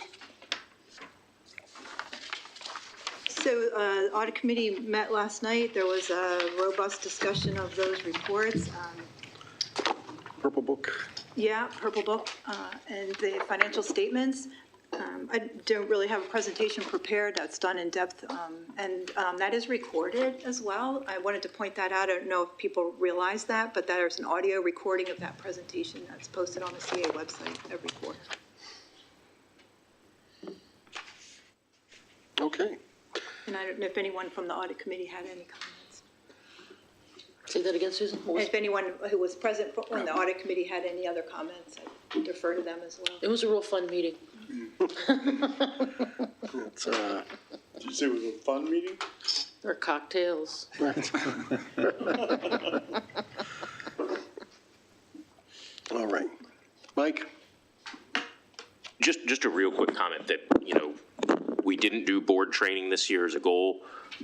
I think we should do that next year because there's just stuff that we don't understand about the budget and cash flow, and having these things explained to us when we're not trying to make a specific decision, I think would benefit us, and it would benefit the community for the board to understand these things better. Okay. Thank you for your comment. All right. Financial statements? We just did that. Oh. Yeah, Well, we did the financial kind of did reports. them and then together. financial. Okay. All right, on to the President CEO evaluation policy. Yes, sorry, I have it up here. So the board had asked, there was a previous CEO evaluation policy. It was, a little bit outdated. The board had asked the HR director and myself to come up with a new performance evaluation policy and procedure. That is included in the board's packet. Really, the policy does not change much. It's just, the wording that changes in red. It's really just formalities. The scoring is somewhat different. It's been kind of just simplified a little bit more. And then within that, you'll see the goals and the grading criteria for the goals that will be filled out. There's a self-evaluation done by myself, and then the board, through the chair and the vice chair, will go through with the board members to see either fill out individually or together. It's up to the board to decide how they want to do that. Okay. All right, any questions on the, Colin? So, Sean, I'm just assuming that next meeting we'll approve the policy, and then is there any other action for us? I'm sorry. Go ahead. Once the policy is approved, I'll do the self-evaluation, and then the actual evaluation is in a closed meeting. Right. That's what I was getting at. You and I will convene a meeting to evaluate the president in accordance with the Homeowners Association Act. Okay. Anything else, Eric? Yeah, question. So I see a bullet on the new policy that says an average rating of 2.0 or higher qualifies for an increase in alignment with the approved increase for the organization. So the question I have is, what is the approved increase for the organization, and how is it approved? The board approves that as part of the budget process. When did the board approve it, and what is the number? I think it's just 4%? It was 4% for FY26. I don't recall the board debating this. Yes, it's part of the personnel budget line items. It was specifically called out as far back as October in the process, so it could have been raised at any time. Okay. I've got my hand up. Yes, Ashley. So in a past evaluation, it was really helpful to have comments from some of the senior staff, and I was wondering if that was something that you just plan to include on it. I don't see a part that requires it. So really just looking for your comments or thoughts on that, because they're obviously the ones interacting with you on a day-to-day. I mean, in my research for previous evaluations, I did not see that. What the board can do as part of their individual evaluations is contact staff and ask them. Okay. So I think that's a better way. That might be a better approach. Yep, that totally helps. Thank you. All right. Sky and then Eric. Is there a timeline for this? We don't have a concrete timeline. We're going to approve it after the, well, let me, I'm getting ahead of myself. At the next meeting, this will be old business. We will discuss, we can take a vote on it and approve. If we approve that, then we need to find a meeting date for us to get together to discuss the evaluation. And we got to do that before the new board. The end of April, yeah. Yeah. Eric? So the bulk of this change is really the calculation algorithm. And this calculation algorithm is actually pretty much the same calculation algorithm that was one policy ago. So if you go back to the previous policy, this is actually the same algorithm. So the question I have is why is there this need to go back to the previous algorithm versus the current algorithm? You want me to answer that? Yes. The scoring system in this evaluation is a simplified scoring system. The purpose of the evaluation, in my opinion, is it's a partnership between the president and CEO and the board. The scoring system that was presented in the previous evaluation was complex and complicated, and it just was not conducive to a partnership between the board and the president and CEO. So this helps to enhance that relationship and is not, one to alienate the two together. That was the purpose of this. All right. Is that all? Very good. Now we are on to discussion of management contract. Yay, here we go. Eric. So as we've heard from many village managers today, we've heard from many people in the community, and there's certainly concern about the future of our villages. I think it would be prudent for us to extend the current contract like we did last year for an additional year. And that would give us next year to really create a partnership and work with the villages to come up with a common understanding of how we want to operate collectively. So I think if we take the next year, really work with each of the villages as true partners to basically come up with something that works for both CA and the villages, I think we can hammer that out over the next year. So my recommendation, and obviously this is new business, so I'm not making a motion tonight, but my recommendation would be to basically allow the villages to continue under the current contract for an additional year. This is actually what happened last year, so this is already the end of the first year extension. I think it would be prudent for us to offer the villages an additional year so we can hammer out the details. Okay. Anybody else have any comment on this? Karen? I agree with Eric. Okay. I had a question for you, Eric. When we approved the extension last year, what's happened in the last year?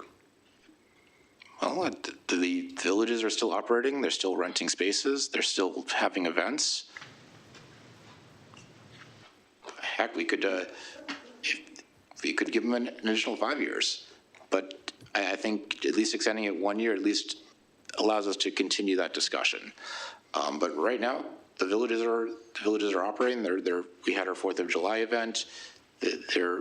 I know River Hills leasing spaces. I know the other villages are leasing spaces. So that's what's been happening. The key concern is if we change things, will that adversely affect the services that the villages are providing? And I think we need to have a much larger discussion, and I think we need to at least take next year to have that discussion. So instead of doing something quickly now, I think if we take another year, let the villages continue operating under the current contract for the next year, we can collectively work this through. Because I seem to recall 6 months ago that there were several villages that were very upset that nothing had been done and we were still operating under a contract through an extension. And something has changed that we now all agree that we want another year extension. Help me out with that, Eric. Or Karen. Well, we've got a letter from 8 villages saying they want to extend the contract negotiations. So they're asking for, I can't remember what the amount of time it was, but 5 months. 6 months, yeah. They're asking September. 6 months. Yeah, so so I mean, you can put Eric on the spot, but the fact is the villages are asking for this. They feel like they weren't finished with negotiations. There's still more to talk about. They have concerns. So I don't see any problem. I don't understand like why we can't do that. It just seems like it makes sense. Okay, hold on. I've got Ashley who would like to make a comment, then we'll go to Reg. Ashley? Yeah, so in general, I support the request just because this has been such an impact and uproar in the community that taking the time and giving them through September, which the current extension already goes through, I think makes a lot of sense. I think the idea of doing another year puts us right back into the same time frame, and that is the villages and CA are up against the budget, and we have elections and onboarding new folks for a term. And this has already been extended multiple times, as you've pointed out. So allowing the up until September, which is already extended, I definitely support that. And I think that would be beneficial to the community as a whole. Okay, I got Reg next, then I'll come back to you, Karen. Thank you. Okay, so I've been taking an unofficial poll, looking at comments from residents and village staff, and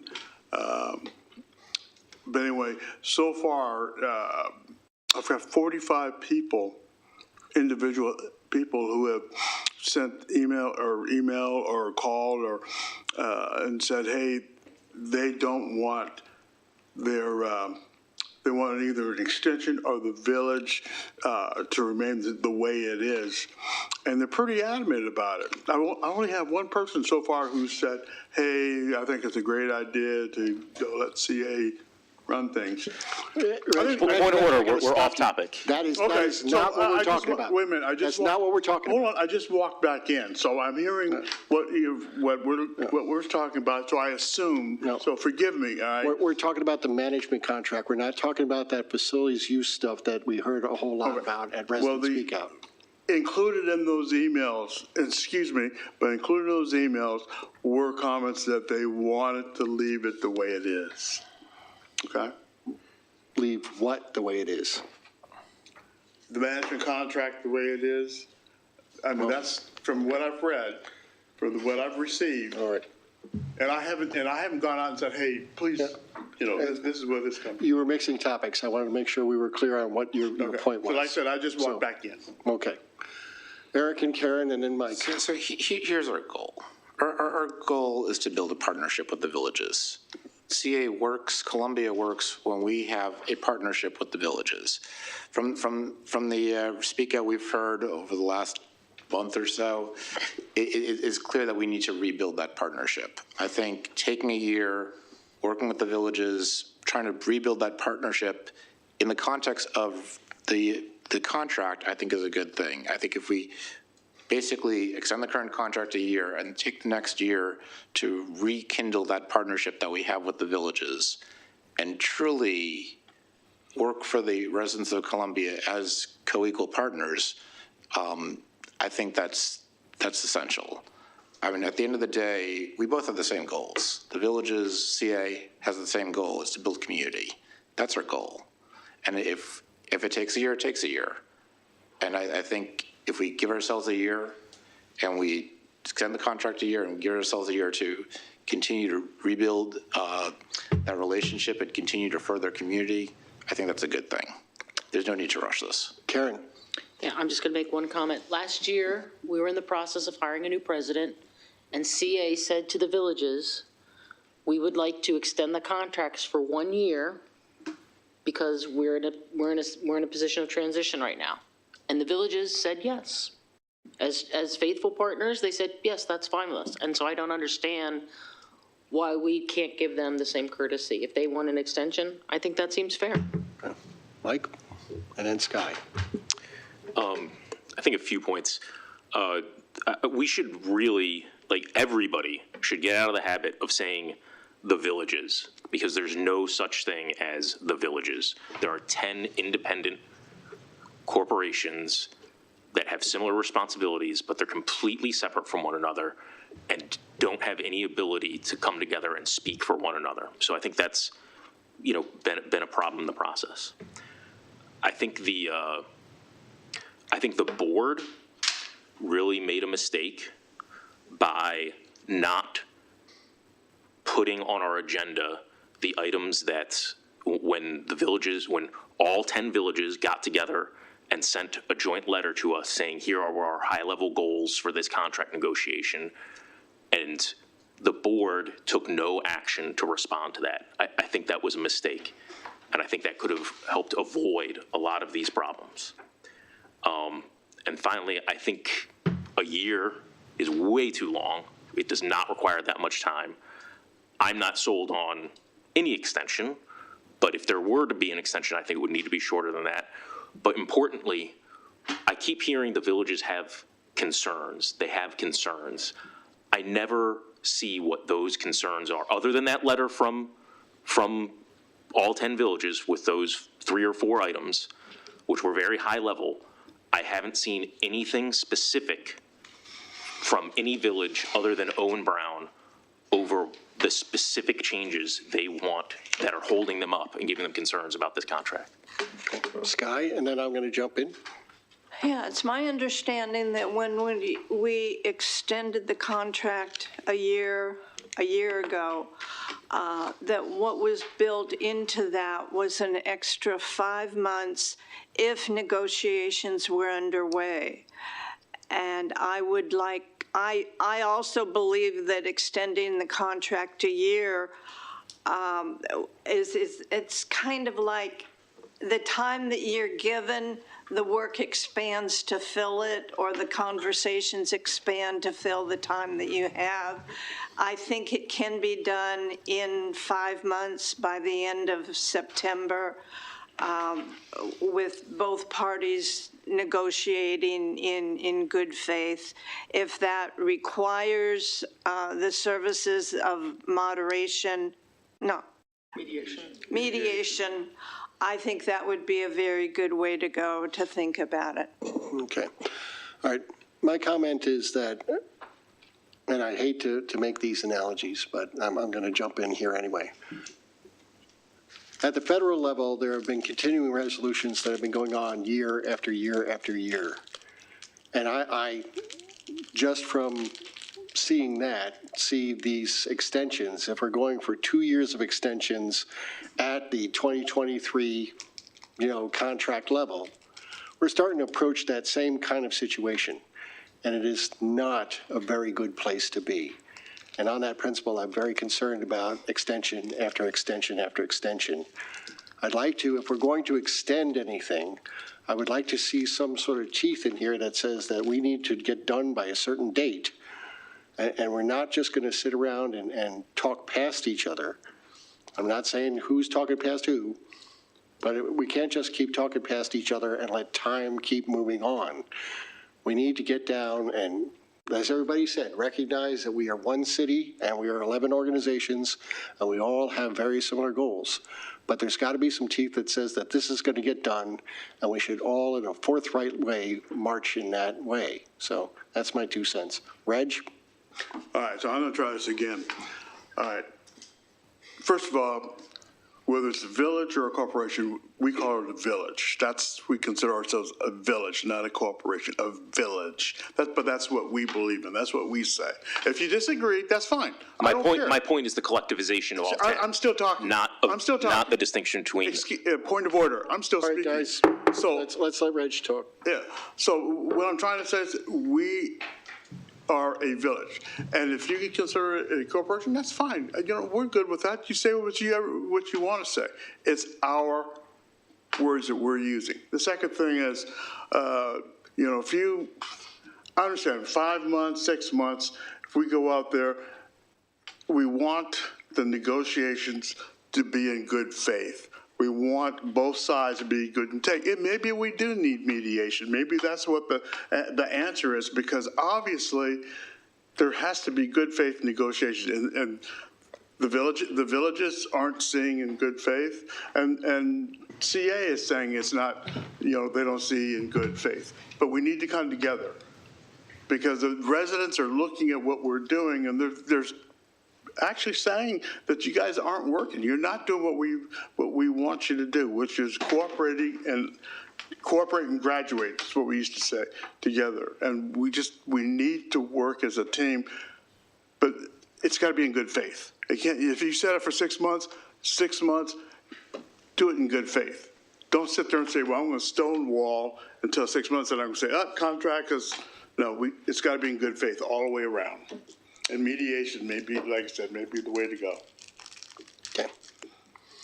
Anything else? Sean? Can I say something? Yes. So I've dealt with contracts like this in the past. Like, this is not uncommon. I can tell you, from the CA perspective, it's a very professional group. We have the CFO, the CEO, 2 attorneys on our internal group, and we have a concerted, consolidated effort. Anything we've asked for or proposed in the contract is for the protection of CA. It is nothing against the villages. It's more just us. Our duty is to look out for CA as a whole. There are 10 villages, as Mike alluded to. They want 10 different things. They're great. They're not consolidated in their efforts. In my time here, we have Judell, who's worked closely with the villages. We've had turnover in the village managers.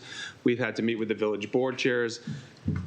There's all this flux. So when you talk about mediation, we agree, and we've recommended to them, if they have their own attorney, it would be great if their attorney could work with all of them to consolidate their proposals and what they want to do and their rationales for them, and we would look at them. So we have our attorneys in-house doing the same thing. We've recommended that.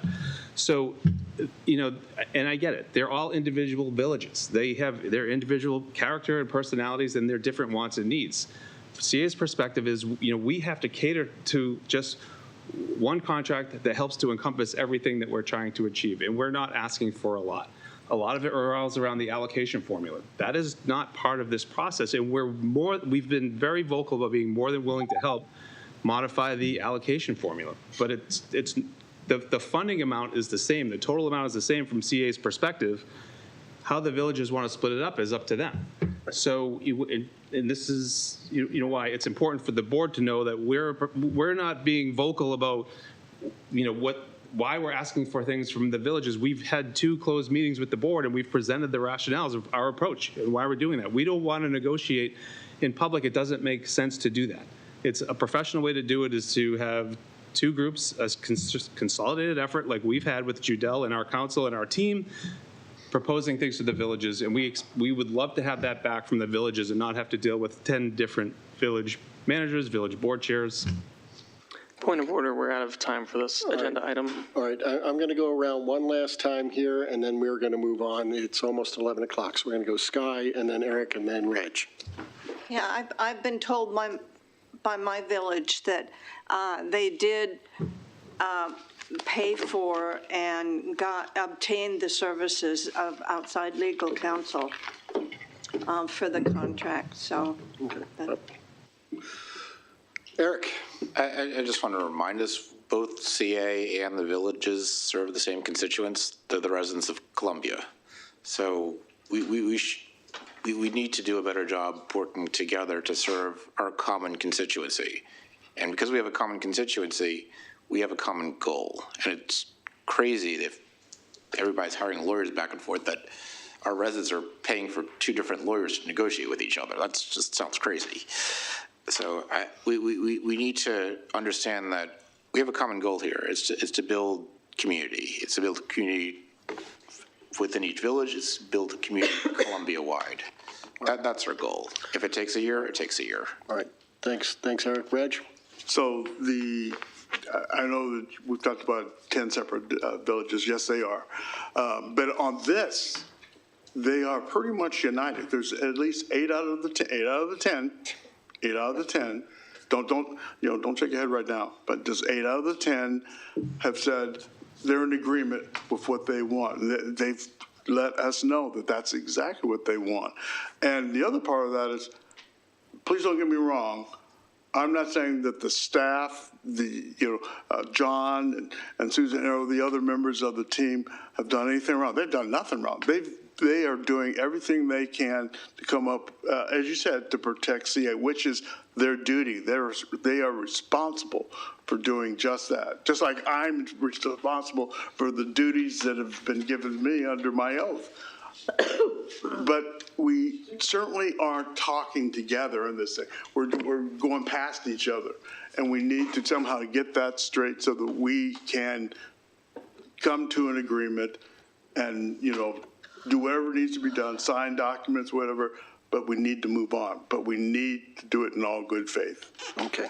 Thank you, Reg. We're going to, speaking of moving on, we're out of time. We're going to move on.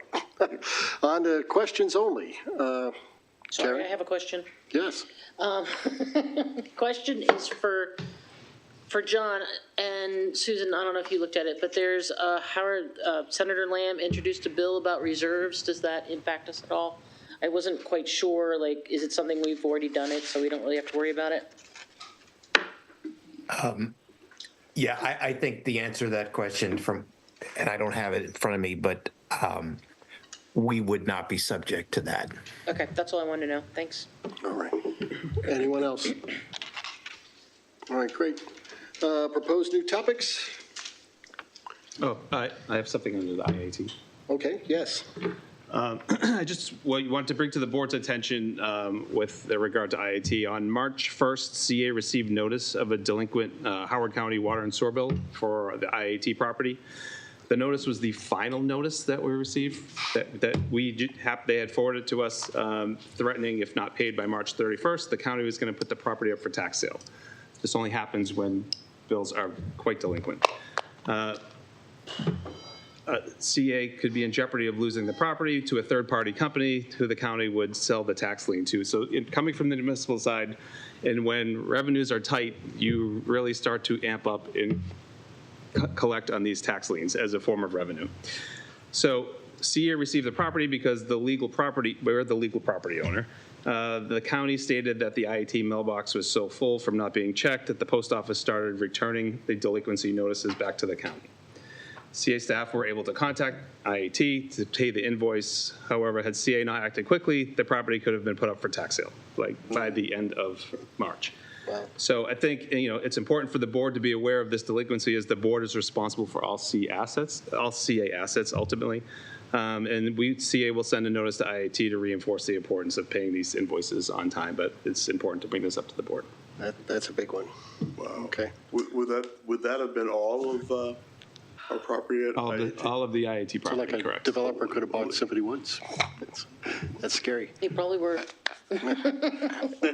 Eric, do you have a question? Yeah, how much was the, The bill was only $688 some odd, but the county takes these things very serious. Yeah. And once they don't foreclose on the property, they sell it to a third-party agency that is not as lenient, and they just want to collect or take the property. Wow. And sell the property. So how many days delinquent was it? I don't know exactly how the county does that, but probably at least 90 days. If you're, from the municipal side, they're pretty lenient about collecting. They bill and water so companies. it's probably at least 90 days, probably more. Yeah, the water gets billed quarterly. We now have a question from Colin. Is the IAT board aware of this? There's a board meeting, I think, in April. Yeah, it's one in April. Yeah, no. Okay. All right. That gets us down to chair's remarks. Oh, wait, I had a proposed new topic. Oh, just keep dragging me back in here. This is definitely, I'm off, sorry. Definitely for the BOC log for next quarter, but kind of looking at eligibility policy for people seeking to run on Columbia Council and Columbia Association Board of Directors. Okay. All right. Point of order? I don't think Why would that be a board that. policy? They're village elections.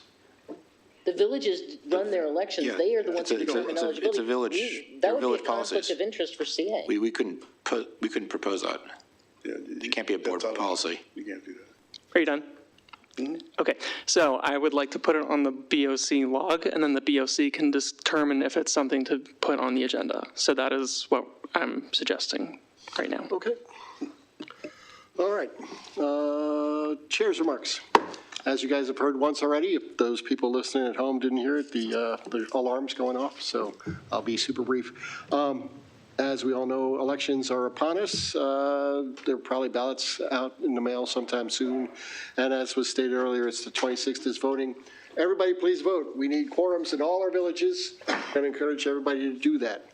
Last thing, last night, Jim Young gave an entirely eloquent goodbye to Susan, and he hit every single base, and I can't even hold a candle to what he said last night. It was amazing.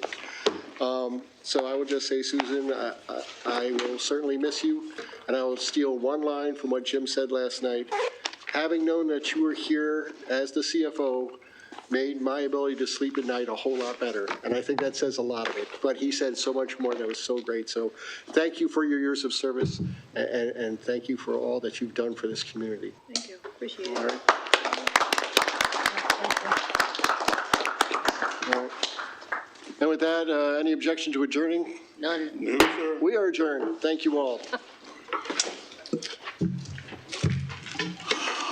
So, Bill, I mean, are you going to drag out poor Susan's retirement? Because she's got to be here for 2 more meetings.